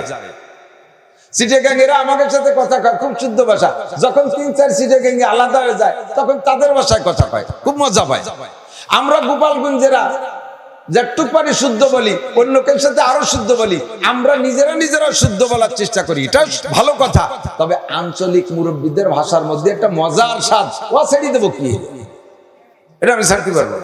3 বিটি যেখানে কলকাতা সেখানে, আগে বাংলাদেশ থেকে কলকাতার দূরই মনে হতো, এই জন্যই মনে করতো যে 3 বিটি যেখানে কলকাতা সেখানে মানে অনেক দূরের খবর। আর এখন 3 বিটি যেখানে সারা পৃথিবী সেখানে। কতক্ষণ হাতে খালি টাচ মোবাইল থাকলি হয়, সুবহানাল্লাহ, একটু কিছু কর না কেন। 3 বিটি যেখানে কলকাতা না সারা পৃথিবী সেখানে বসে শুরু করে, আপা তোর শাওরি কেমন, কতটা বুড়ো শুননি, শ্বশুর কেমন, একটা দাতাল, দেওয়ার কেমন, একটা নুস্য, তো স্বামী কতটা দামলা। হ্যাঁ চলে গেছে। এই যে বসে বসে পচা দরবার, এর ভিতরে শ্বশুরের গিবাত, শাওরির গিবাত, স্বামীর গিবাত, দেওরের গিবাত, ননদের গিবাত, এগুলো ফাইনাল করে দিয়ে এরপরে আমাকে হুজুর খুব ভালো, আরে চিনিস ও তো একটা নুস্য, মসজিদের হুজুরে বলে নুস্য, তুমি টের হইলে কি হুজুর নুস্য, তুমি টের হইলে কি। এই সমস্ত কথা কিছু আছে অপবাদ, কিছু হয়ে যায় গিবাত। নবী পাক সাল্লাল্লাহু আলাইহি সাল্লামের জলিলুল কদর 2 সাথী আমি শুনেছি হযরত মাওলানা আলী হোসেন শাহবুদুর রহমাতুল্লাহ আলাইহির কাছ থেকে। হুজুর বয়ানের ভিতরে বলতেছিলেন হযরত আবু বকর আর ওমর রাদিয়াল্লাহু তাআলা আনহুমা দুইজন বহুত বড় ক্লোজ ফ্রেন্ড না, দুইজনই হুজুরের দোস্ত, দুইজনই হুজুরের শ্বশুর। 100 লক্ষ সাহাবার ভিতরে শ্রেষ্ঠ দুইজন, সিদ্দিক আকবর আবু বকর। কোন জায়গার আবু বকর? হুজুর মেরাজে গেছে, যাইয়া আরশে আজিমে পা রাখছে, মাত্র আরশে পা রাখছে। আল্লাহ পাক রব্বুল আলামিন ডাক দিয়েছে, আবু বকর, আবু বকর। এর আগে কোন নবী রাসূল আরশে যায়নি, পরেও যায়নি, কোনোদিন যাবেও না। হুজুরই গেছেন, আমাদের নবী গেছে। আর নবী যাইয়া পা রাখার সাথে সাথে আল্লাহ পাক ডাক দিয়েছে, আবু বকর। আবু বকর কে লাব্বাইক আল্লাহুম্মা লাব্বাইক। হুজুর দাঁড়ায় গেছে, ইয়া রাব্বি আজা আবু বকর ক্বাবলা মাজিফিল আরশ।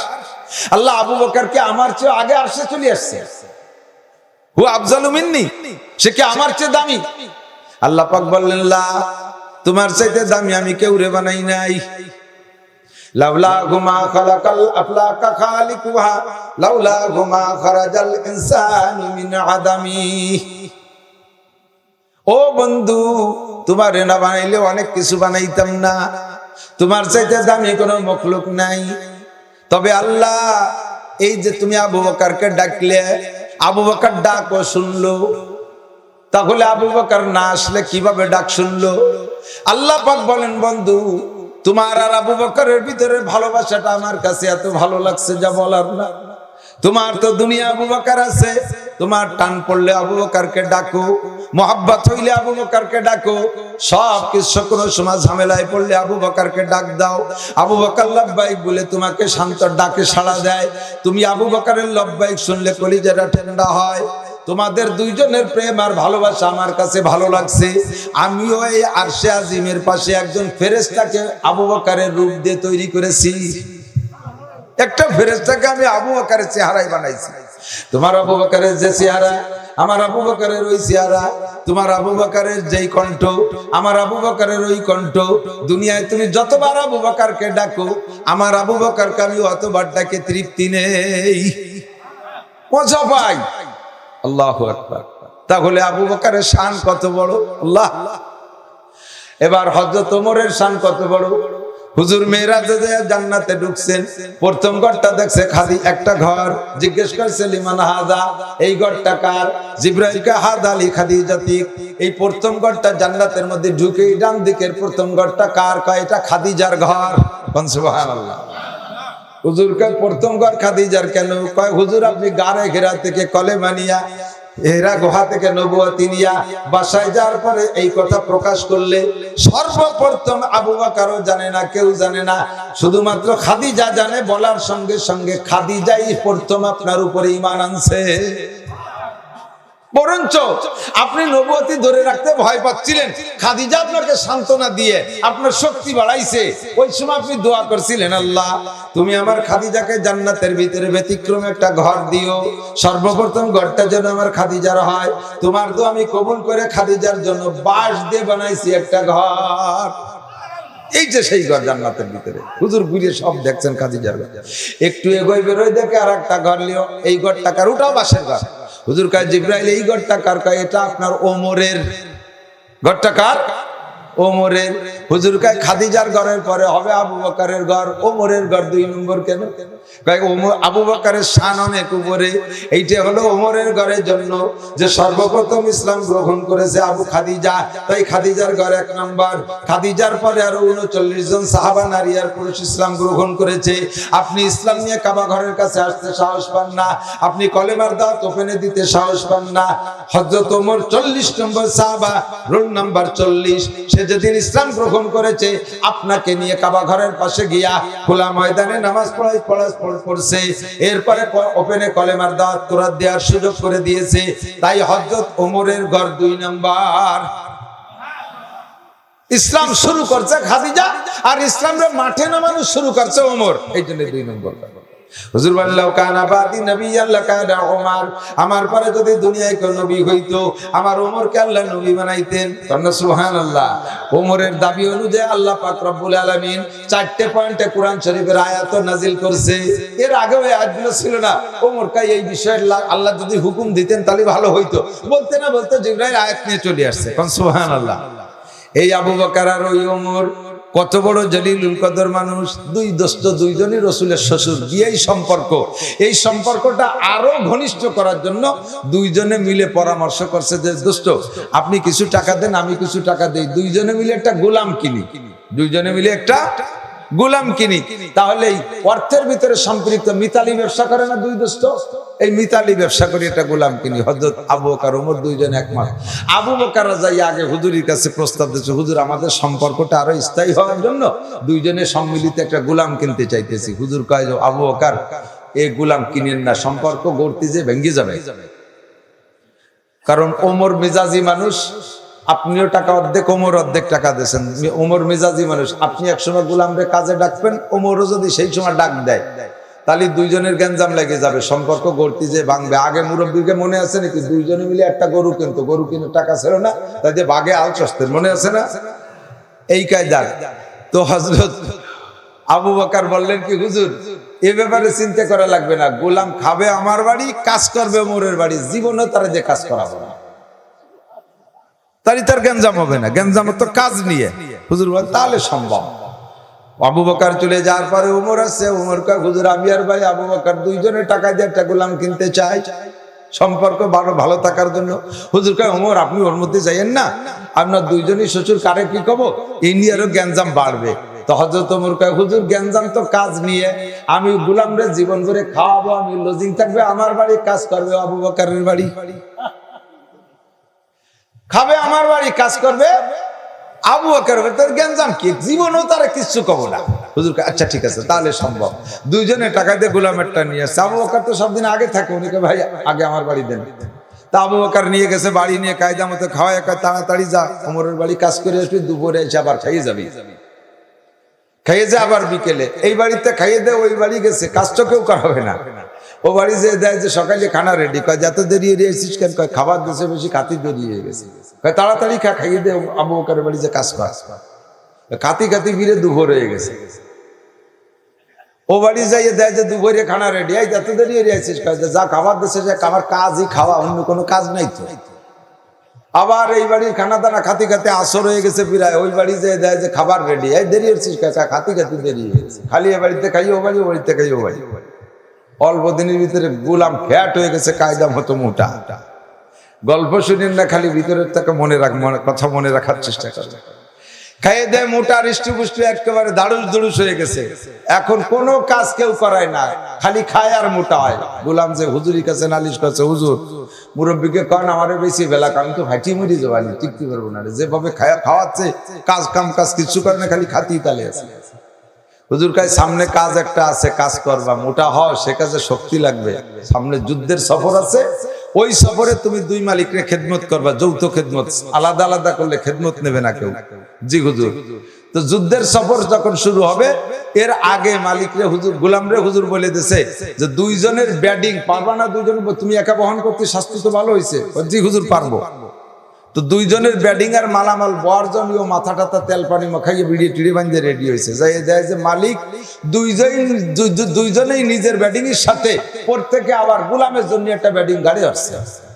আবু বকরের গাড়ি দুই ব্যাডিং, গোলামের একটা, ওনার একটা, ওমরের গাড়ি দুইটা। আইসে গোলাম কয় যে হুজুর আমার যা ই হবে না, দেন কি হচ্ছে, আমার বেইজ্জত হচ্ছে। হুজুর কয় চলতি তাকে কথা কয় না। হাঁটতে হাঁটতে হাঁটতে হাঁটতে যাইতে যাইতে এক দুই মঞ্জিল পর সফরের কেশিয়ার ম্যানেজার তা আবু বকর আর উমর মঞ্জিলে যাইয়া রাত যাপন করতেছে, তাবু টানাইয়া, সব সাথীরা খেয়ে দিয়ে ঘুমাই গেছে। আবু বকর আর উমর সফরের হিসাব ঠিক করতে, হুজুর বললেন তোমরা সফরের হিসাব কমপ্লিট করে তারপরে ঘুমাবা। দুইজন একটু বাতি জ্বালাইয়া সফরের হিসাব করতেছে, গরম তো প্রচন্ড। তো হুজুর বলতেছেন, গোলামরে বলে দিয়েছে যে এবার একটা পাখা নিয়ে দুইজনের সম্মিলিত বাতাস দিবি, আদা আদি মানে বেশি বেশি কম যেন নয়, সমান সমান দিবি, তাহলে বাতাস দেবে।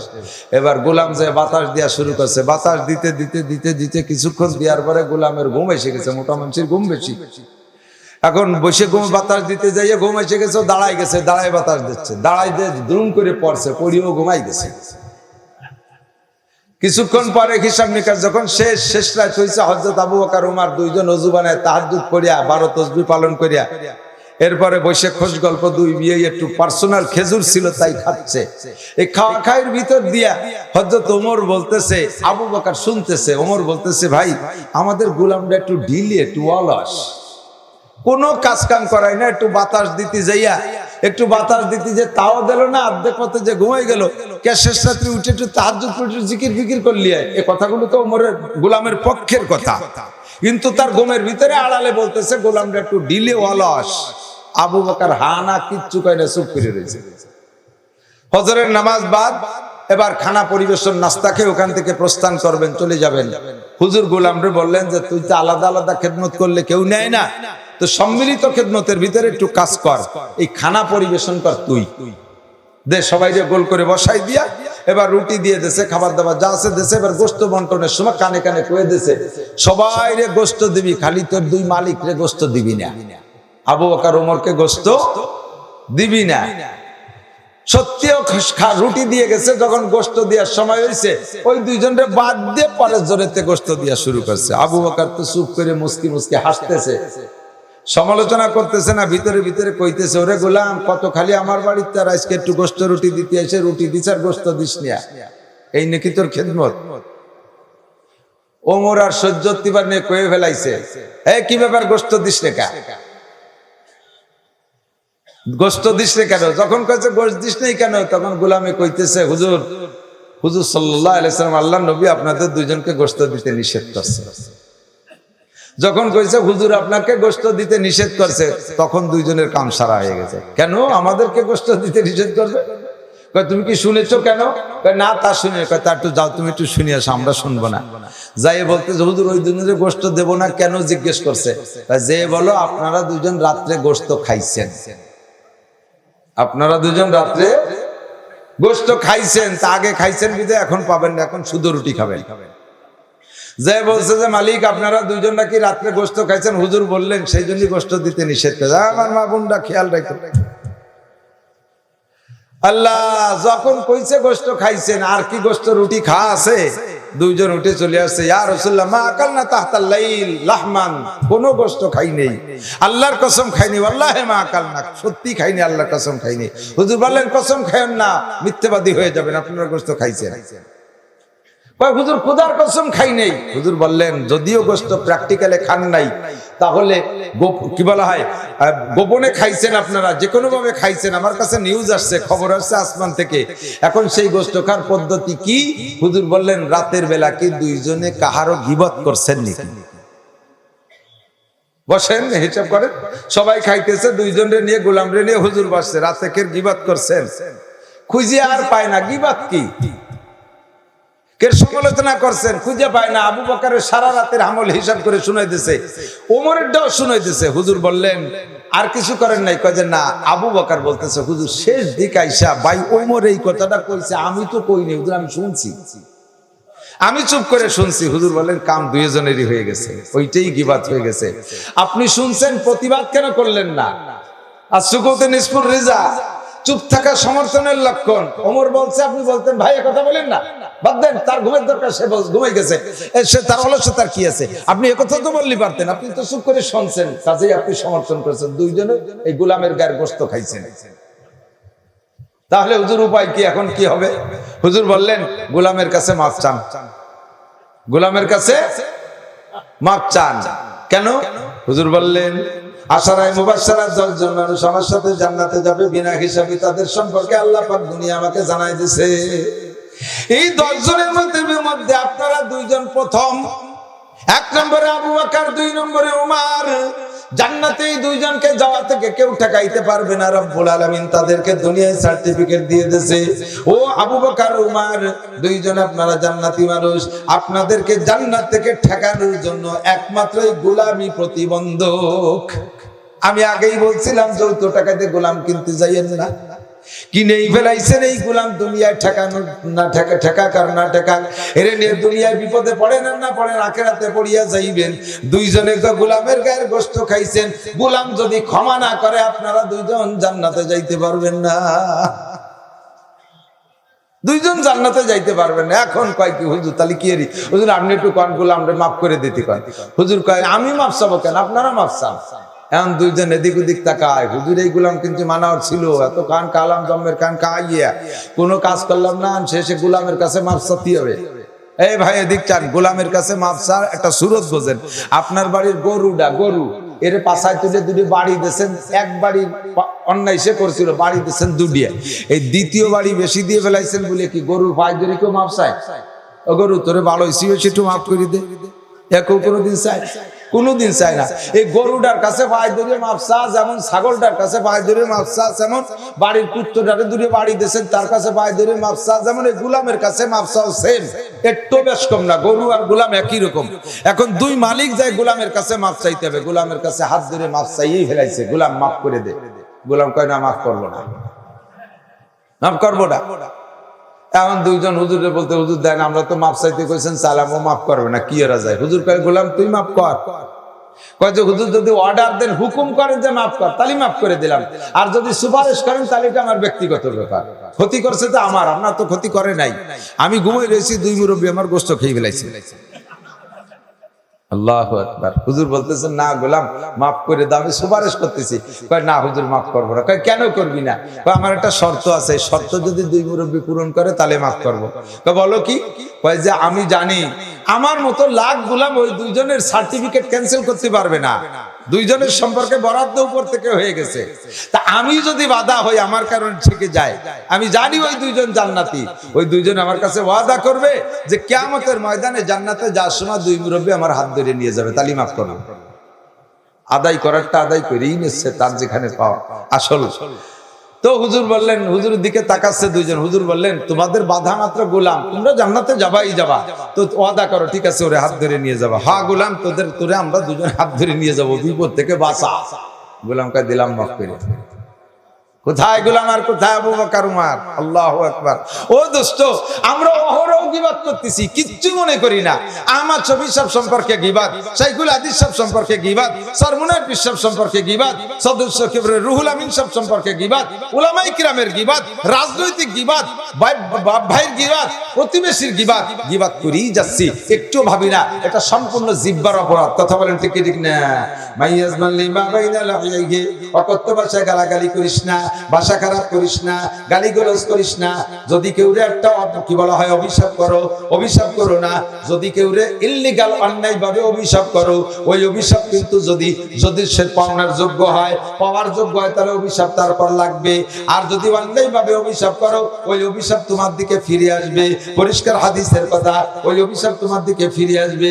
আমি একেবারে বাস্তব একটা খবর জানি, একেবারে বাস্তব একটা খবর জানি। আমার এক হাফেজ সাহেব বলতেছিলেন, আমি জায়গা বলবো না, নাম বলবো না, এলাকার লোক অনেক সময় থাকি বসে। হাফেজ সাহেব বলতেছিলেন উনার মাদ্রাসার কাছে একটা ফ্যামিলি, একটা ছোট্ট একটা বাড়ির ভিতরে একটা মজার গল্প দীক্ষা থাকার। এই বাড়ি দুই ভাই বাড়ি, বাপ মা মারা গেছে। ছোট বড় ভাই অনেক আগে, ওই ছোট ভাই একটু বড় হলে যখন কামাই রোজগার শিখছে, তখন বড় ভাই বাড়ি থেকে চলে গেছে, অনেক দূরে চলে গেছে। তো গেছে, আর ছোট ভাইয়ের সাথে কোনো সম্পর্ক নাই। সে যে জায়গা গেছে, সে জায়গাতে সংসার টংসার গড়ে বিয়ে শাদী করে ফেলাইছে।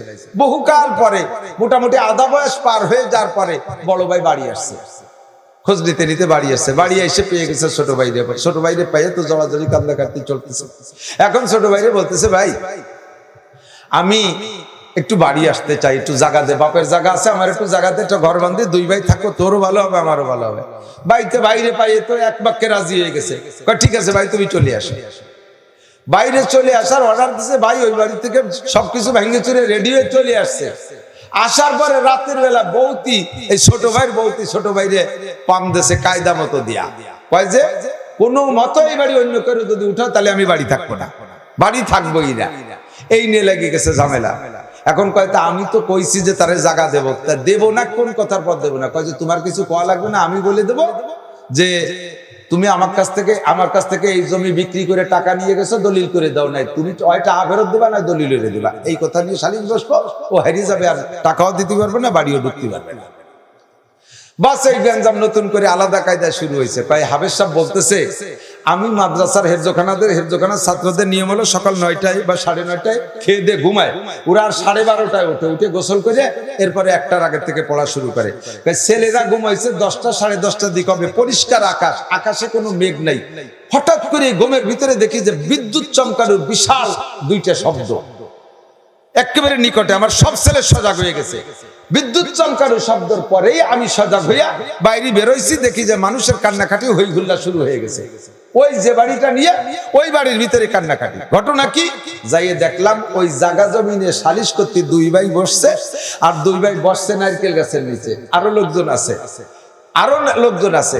এবার ওই জায়গা বসে ওই মহিলা বলতেছে, ছোট ভাইয়ের স্ত্রী বড় ভাইরে বলতেছে, তুই আমার কাছ থেকে টাকা নিছিস, এই নারকেল গাছ তলা বসে দলিল করে দিবি, দিস নেই, আর আজকে এসে সেই টাকাও ফেরত দিস না, জমি দলিল করতে, জমির আবার দাবি করিস। তুই যদি মিথ্যে কথা বলিস, তাহলে আল্লাহ যেন তোর মাথায় ঠাটা ফেলায়। ঠাটা কয় না আমাকে দিক, আল্লাহ যেন তোর মাথায় ঠাটা ফেলায়। এই কথা বলা বলি চলতেছে, এর ভিতরে হঠাৎ করে ম্যাক করে পাশে আম গাছে ঠাটা পড়ে, ওই ঠাটা যায় নারকেল গাছে লাগিয়ে নারকেল গাছ বরাবর সেই বউর মাথায় পড়ছে। সবাই সে জায়গা অনেক অসুস্থ, বাকি সবাই বেঁচে গেছে, বউটা জায়গায় শেষ। হাদিস 100% সত্য। কারো সম্পর্কে যদি তুমি মিথ্যা অভিশাপ করো, ওই অভিশাপটা তোমার দিকে ফিরে আসবে। কেউ যদি অকথ্য ভাষায় গালি দাও, নফল ইবাদতের থেকে 40 বছরের ইবাদত নষ্ট হয়ে যাওয়ার কথা বলা হয়। আর যদি ইবাদত না থাকে, তাহলে সমপরিমাণ গুনাহ হয়। এটা সম্পূর্ণ জিহ্বার অপরাধ।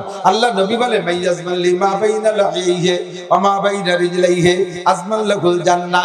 জিহ্বাকে হেফাজত করো, জীবনে প্রতিজ্ঞা করেন মিথ্যা কথা বলবো না, মিথ্যা কথা বলবো না, গীবত শিকায়ত করব না, মানুষের নামে অপবাদ দেব না। ও দোস্ত, যত মালি মামলা কোর্ট কাছারিতে, অধিকাংশ মালি মামলার ভিতরে 99% মিথ্যে কথা ঢুকাই দেয় না? উকিল সাহেবরা বুজুর্গ উনরা শিখিয়ে দেয়, কি সুন্দর করে শিখায়। তুমি যা করছো ওই যে কেস হবে না রে, শোনো এই কবা, সুন্দর করে সাজাইয়া। আমার উকিল সাহেবরা, যদি উকিল থাকেন ভাই সাবধান, দুনিয়ার 2টা পয়সার জন্য আখিরাতকে শেষ করেন না। একটা মিথ্যা সাক্ষী যদি আপনি তৈরি করে দেন, মুসলমানের এগেনস্টে মিথ্যা সাক্ষী দিলে, মুসলমানের এগেনস্টে মিথ্যা সাক্ষী দিলে কি পরিমাণ অপরাধ। আল্লাহর ঘর কাবা ঘরকে শত্রুতাই করে একে একে 36 বার ভাঙলে, একে একে 36 বার কাবা ঘরকে শত্রুতাই করে ভেঙে ফেললে যে গুনাহ, একজন মুসলমান আর একজন মুসলমানের এগেনস্টে মিথ্যা সাক্ষী দিলে সেই গুনাহ। আমার সাংবাদিক ভাইরা একটু কুলু পাইলে হয়, ওই তিলরে তাল বানাইয়া বিশাল করে লিখতে তালে থাকে। সাবধান থাকবেন, আপনাকেও কিন্তু আল্লাহর কাছে যাইতে হবে। আপনার পিছনে সাংবাদিক আছে না নাই? আপনি ক্যামেরা নিয়া, সিসি ক্যামেরা নিয়া, আপনি ইউটিউব ক্যামেরা নিয়া এগুলো ছবি কইরা ভাইরাল করে ছেড়ে দিচ্ছেন, সারা দুনিয়া ব্যাপী একজন মানুষের ইজ্জত নষ্ট। আপনার পিছনেও আছে মায়াল ফিজু মিন কওলিন ইল্লা লাদাইহি রাকিবুন আতীদ কিরামান কাতিবিনা ইয়ালামুনা মা তাফআলুন। সম্মানিত লেখকরা দুই কাঁধে বসে আছে, গোয়েন্দা ফেরেশতা আপনার পিছনে সিসি ক্যামেরা নিয়ে বসে আছে, ওই ইউটিউব ক্যামেরা নিয়ে বসে আছে। সবগুলো ক্যামেরা কইরা আল্লাহ পাক বলেন ওয়াকুল্লা ইনসানিন আলজামনাহু তায়রাহু ফি উনুকিহি ওয়া নুখরিজু লাহু ইয়াওমাল কিয়ামাতি কিতাবান ইয়ালকাহু মানশুরা। সারা জীবন যা আমল করবেন, যত কথা বলবেন, সবগুলো লিখা আমলনামা বানাইয়া আপনার গলায় তাবিজ বানায় ঝুলিয়ে রাখা হবে। কিয়ামতের ময়দানে ফেরেশতারা আল্লাহ পাক জিজ্ঞেস করবে আজনাবতা কাজা, আজনাবতা কাজা, তুমি এই গুনাহ করেছো। আপনি অস্বীকার করবেন আল্লাহ কোনোদিনও করি নেই। আল্লাহ বলবেন নাকতিমু আলা আফওয়াহিক, তোর মুখ বন্ধ করে দেব। অতুকাল্লিমুনা আইদিক, তোর দুই হাতে সাক্ষী দেবে। ওয়া আরজুলাক, তোর দুই পায়ে সাক্ষী দেবে। তোর ছোটে আলাদা সাক্ষী দেবে, তোর চোখে সাক্ষী দেবে। বলছেন যে কেউ যেন খায় না, তার মধ্যে আমিও খাবো না। আমি তো খাই নাই, তা জানবো কি করে? আরে পাগল, আমি কি জায়গায় থাকি নাকি? তুই যদি একটা খালি আমি দেখি, কয় যে আমি খাবো, আমার লোভ হয় না তা না। বড় লোকদের কাছে বিক্রি করে এই জায়গায় জায়গায় তারা খুলিয়ে খায়, পোলাপানের গাল বেয়ে বেয়ে রস করে। আমি গোলামের বাচ্চা, গোলাম, জীবনে কোনোদিন খাইতে পাই না। আমারও পরাণে চাই না তা না, কিন্তু আমি যখনই আনার তুলতে যাই, খাবো বলে হাত দিতে যাই, তখনই আমার মনে হয় যেন আপনি দেখতেছেন, আল্লাহ দেখতেছেন। আমি আর আনার ছুঁতে পারি না। পড়িয়ে যাওয়াটা যেটা নিচে ভেঙে শুরু পড়িয়ে যায়, তা তো খুঁটিয়ে মুটিয়ে খাতে পারি। আপনি তো তাও বলেন না যে পড়িয়ে যাওয়াটা খাওয়া, আপনি তো আমার পাহারা দিতে কইছেন। মালিক শুনিয়ে চোখ গুলা গেছে, কয় কি বাড়ি যায় ওই জায়গার থেকে গোলাম রে কয় যে গোলাম যা, তুই আজাদ করে দিলাম, তোর আর এই গোলামি খাটা লাগবে না। তোর মতো একজন ওলি আল্লাহ বোজর করে আমি এভাবে বান্ধে রাখছি, আজাদ করে দিয়েছে। আল্লাহ বাড়ি যাইয়ে বোর কাছে গল্প করতেছে, জীবনের শ্রেষ্ঠ একটা কাজ করছি আমি, মুবারক করিম রে আজাদ করে দিছি। স্ত্রী কয় যে তোমার অর্থ সম্পদ আর বেশি দিন লাস্টিং করবে না, তোমার সম্পদে ধস নামবে, কারণ যত কর্মচারী আছে সব 2 নম্বর, তুমি নিজেও কয় নম্বর তার ঠিক নেই। আর তোমার এই সম্পদ ধরে রাখছে একমাত্র মুবারক করিমের তাকওয়া পরহেজগারির ওসিলায় আল্লাহ তাআলা টিকে রাখছে। আর তারে দিলে আজকে আজাদ করে ও তো চলে যাবে অন্য জায়গা। এখন তোমার সম্পদের ভিতরে কোনো বরকতের কোনো লাইন নাই, তোমার সম্পদ শেষ।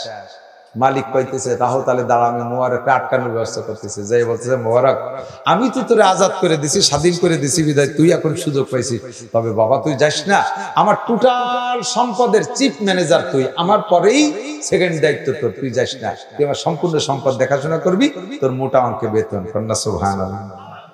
কিসের ওসিলায়? 20 বছর জবানকে কন্ট্রোল করছে, মালিকের ওই জায়গা থেকে গোপনে চুরি করে খাই নাই। দাম বাড়ছে না কমছে? রিজিক বাড়ছে না কমছে? সম্মান বাড়ছে না কমছে? ও মুসলমান, একটু একটু হেফাজত হন, একটু সংযত হন, দেখবেন যে এরকম আপনারও বাড়বে। তাৎক্ষণিক একটু কষ্ট হলে এমন বাড়বে, শেষে আপনি খেয়েও ছাড়তে পারবেন না। এখন মোবারক করিমের মালিকের একটা মেয়ে অ্যাডাল্ট সাবালিকা হয়েছে, বিয়ে দেবে। এখন বলছে মোবারক কি করা যায় কত? মোবারক নিয়ে মশওয়ারায় বসছে। মোবারক হয়েছে প্রধান উপদেষ্টা, আমার এই মেয়েটা বিয়ে দেবো, ভালো একটা ছেলে খুঁজতো, কি কোন ধরনের ছেলে হলে ভালো হয়? তো মোবারক বলতেছে আমি কি কব, গোলামের বাচ্চা গোলাম, এ সবে মাত্র স্বাধীন হয়েছি, তা আমি হাদিসে পড়ছি আল্লাহ নবী বলছেন 4 গুণে মেয়েকে বিয়ে করা হয়। ছেলেরা 4টে গুণ দেখে মেয়ের মধ্যে, 1 নম্বরে জামালিহা রূপ দেখে, 2 নম্বরে হাসাবিহা বংশ ভালো দেখে, 3 নম্বরে মালিহা মালদার পার্টি দেখে। শ্বশুরি যদি মোটা মাল থাকে, শ্বশুর মল্লি বড় একটা ভাগ পেয়ে যাবো, একসাথে বড় লোক হয়ে যাবো। এই দেখে এক পাল্টি বিয়ে, এক বাপের 1 মাইয়ে বিলি 200 বিঘে জমি, ওই মাইয়ে বিয়েতি বলে ওরা বড় লোক হতে সময় লাগবে না। এই 3 গুণ। 4 নম্বর হলো দিনইহা, দিনদার দেখে বিয়ে করে মেয়েদেরকে, যে তাহাজ্জুদ পড়ে, মহিলা মাদ্রাসায় পড়ুয়া মেয়ে, আল্লাহ ওয়ালি মেয়ে, এটার বিয়ে করতে পারলি বারা সদস্যের মতো একটা সন্তান পাবে, এমন অনেক বুজুর্গ আছে না ছেলে আছে। তো হুজুর বলছেন ফাসফারবি জাতির দিন, আগের তিনটে থাকুক আর না থাকুক কমপক্ষে 4 নম্বরটা দিনদার দেখে বিয়ে করবি। তো আমি এই জন্য পরামর্শ দেই, মালিক আপনি বড় লোক মেয়ে খুঁজবেন, আপনার মেয়ে সুন্দরী সুন্দর ছেলে খুঁজবেন, আপনি বংশীয় ছেলে খুঁজবেন, সব ঠিক আছে, তবে দিনদারকে প্রাধান্য দিয়েন। এবার মালিক মোবারক করিম বলছে, মোবারক তাহলে তুইও লাগ, আজকে থেকে তোর 1 বছর দায়িত্ব দিলাম, এই 1 বছরের মধ্যে ভালো একটা ছেলে খুঁজে আনবেন, মেয়ে বিয়ে দেবো। মোবারক করিম খোঁজে, চেহারা ভালো পায়, স্বাস্থ্য ভালো পায়, ধনীগণী ভালো পায়, বংশ ভালো পায়, কিন্তু দাঁড়ায় মতে খাড়াই খায়, যোদ্ধা দিনদার না, পায় না খুঁজে। 1 বছর পরে আইসে মালিকরে ফেরত দিয়েছে, মালিক হবে না, আমি পালাম না, তালাশ করি। এখন মাই বিয়ে দিতে তো হবেই, আবার দিনদারকে মালিকও পছন্দ করছে। দুইজন স্বামী স্ত্রী রাত্রে পরামর্শ করে যে মোবারকের মতো ছেলে, সে যদি ছেলে খুঁজে না পায় তাহলে ছেলে পাবো কোন জায়গায়? দুইজনে পরামর্শ করে যে আর ছেলে খোঁজার দরকার নয়, মোবারক রেই দাও। মোবারক এই যুগের শ্রেষ্ঠ ছেলে। তো ডাইকে এবার মালিক বলতেছে, মোবারক তোরা তালাশ করা লাগবে না, তোর সাথে মাই বিয়ে দিচ্ছে। মোবারক ফেলায় কান দিতেছে, আল্লাহ কি আজে বাজে কথা, এ ফাও কথা কয় কি জন্য, আমার সাথে মেয়ে বেঁধে তামাশা করে নাকি, আর কি করে নাকি? মালিক এটা সম্ভব না, এগুলো বলেন না, আমার তো সেই আপনার মেয়েকে দেনমোহর দেওয়ার টাকাই নাই। কয় যে দেনমোহর দিবি কি দিয়ে, তার আগে আমি ফয়সালা করতেছি, আমার টোটাল সম্পদের 3 ভাগের 1 ভাগ তোর নামে দলিল করে দেবো। মালিকের কাছ থেকে আজাদি পাইছে, 20 বছর জিব্বেরে কন্ট্রোল করছে, এই জন্য ক্ষুধার ভয়তে কতক্ষণ।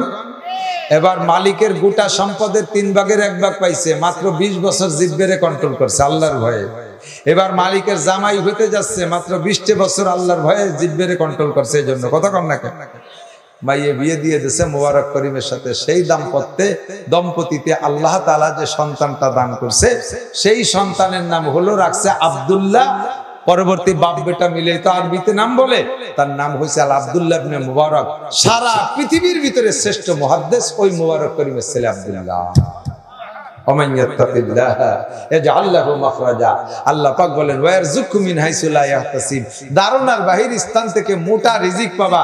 আমার যুবক তোমরা যারা আসো তোমরা যারা ব্যবসা বাণিজ্যের ভিতরে স্বচ্ছতা অস্বচ্ছতা হারাম হালাল যারা ব্যবসা করো তারা জানো, কোন প্রকারে হারাম পন্থা অবলম্বন করবো না।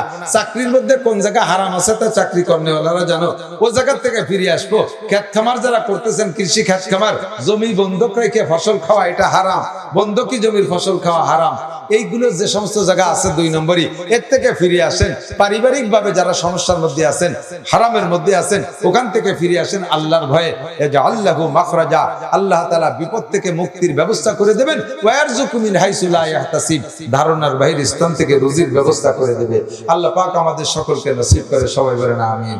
আল্লাহ আমাদের সবাইকে তৌফিক দান করে। ও জায়গার 2টি কথা রয়েছে, আরশে আজিমের নিচে জায়গা পাবেন, বিনা হিসাবে জান্নাতে যাবেন। যুবক তার কি বলে, রাতে যে লোকটা রাতের বেলায় কেঁদে কেঁদে আল্লাহর সাথে যোগাযোগ করে।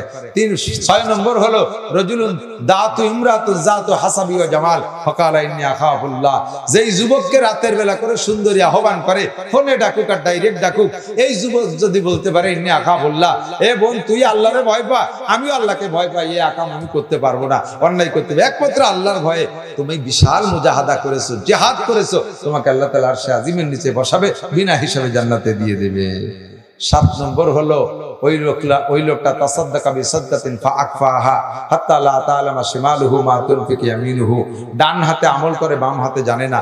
এর মানে হলো দেয়ার সময় আস্তে দেবে, গোপনে দিতে হবে তা না, দেয়ার সময় যে পরিবেশ আসে সেই পরিবেশে দেবেন। এখন যদি বলি 5000 টাকা কে দেবেন, দাঁড়ায় বলবেন আমি দেব, এতে নেকি কমবে না। কিন্তু দেয়ার পরে চৌরাস্তায় যে চার দোকানে যে গল্প দিতে পারবেন না, পরে গল্প দেওয়ার থেকে নিষেধ করা হয়েছে। দেওয়ার সময় দেবেন যেমন মনে হয় দেবেন, কিন্তু পরে দেওয়ার পরে মানুষের সাথে গল্প করে বেড়াবেন না। তাহলে এইরকম সৎকার ওসিলায় দানকারীকে আল্লাহ তাআলা বিনা হিসাবে মাফ করে দেবে। এখন সুবহানাল্লাহ। আল্লাহ পাক এই গুণগুলো আমাদের সকলকে অর্জন করার তৌফিক দান করুন। এই মাসে শাওয়াল মাসের 6 রোজা, এই সংক্রান্তে একটা মাসালা আমি বলে দেব।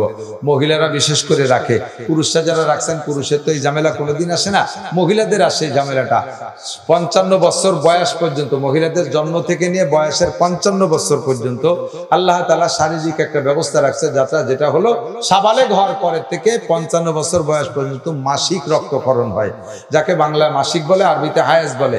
এটা সুস্থ মহিলা যাদের নিয়মতান্ত্রিকতা ঠিক আছে, রমজান মাসে তারা কোনোদিনও 30 রোজা পুরো করতে পারবে না। কোনোদিনও পারবে না। যে কোনো দিক দিয়ে তার পেছিয়ে যাবেই যাবে, 3 দিন 5 দিন 1 দিন 2 দিন পেছপেই পেছপে। এখন এই রোজাগুলো কিভাবে রাখবে? এই রোজাগুলো কাজা করতে হবে, এই রোজাগুলো রমজানের পরে রেখে দিতেই হবে। মাসিকের কারণে যে নামাজ ছুটে যায়, এই নামাজ পড়ে দেওয়া লাগে না, কারণ এটা তো প্রত্যেক মাসে মাসে আসে, আর নামাজ প্রত্যেক মাসেই নিষেধ, যার কারণে নামাজের কাজা করা লাগবে না। তবে রমজানের রোজা ছুটে গেলে রোজাগুলো কাজা করে দিতেই হবে। সুযোগ আছে একটা, খুব গনিমত সুযোগ।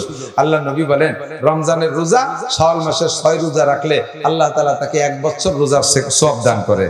এখন মহিলাদের জন্য সুযোগ হলো, এই শাওয়ালের 6 রোজার সাথে ওই 6 রোজাই, শাওয়ালের 6 রোজা এর সাথে আপনার মাসিকের 3 রোজা 4 রোজা 5 রোজা যা 6 রোজা যা ছুটে গেছে, এই রোজার সাথে ওই রোজার এক নিয়তেই 2 রোজা আদায় হয়ে যাবে।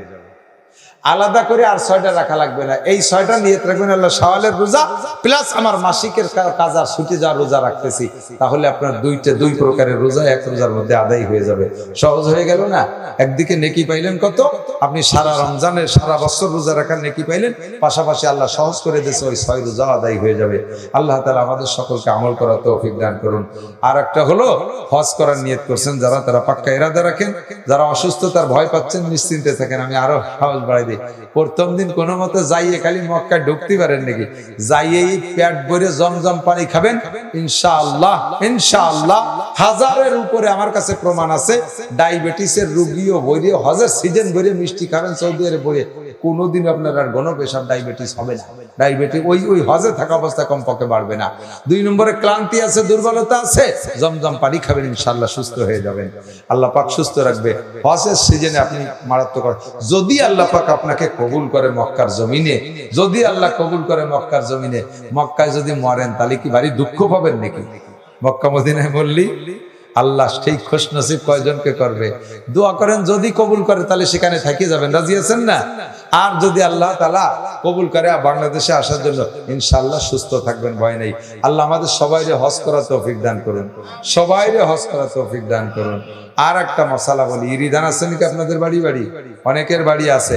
মৌসুমি ফসল ইরি ধানের, আমাদের দেশে ইরি ধানের পিছনে যথেষ্ট খরচ আছে, যার কারণে উলামায়ে কেরাম বলে থাকেন 40 ভাগের 1 ভাগ দিলে হবে।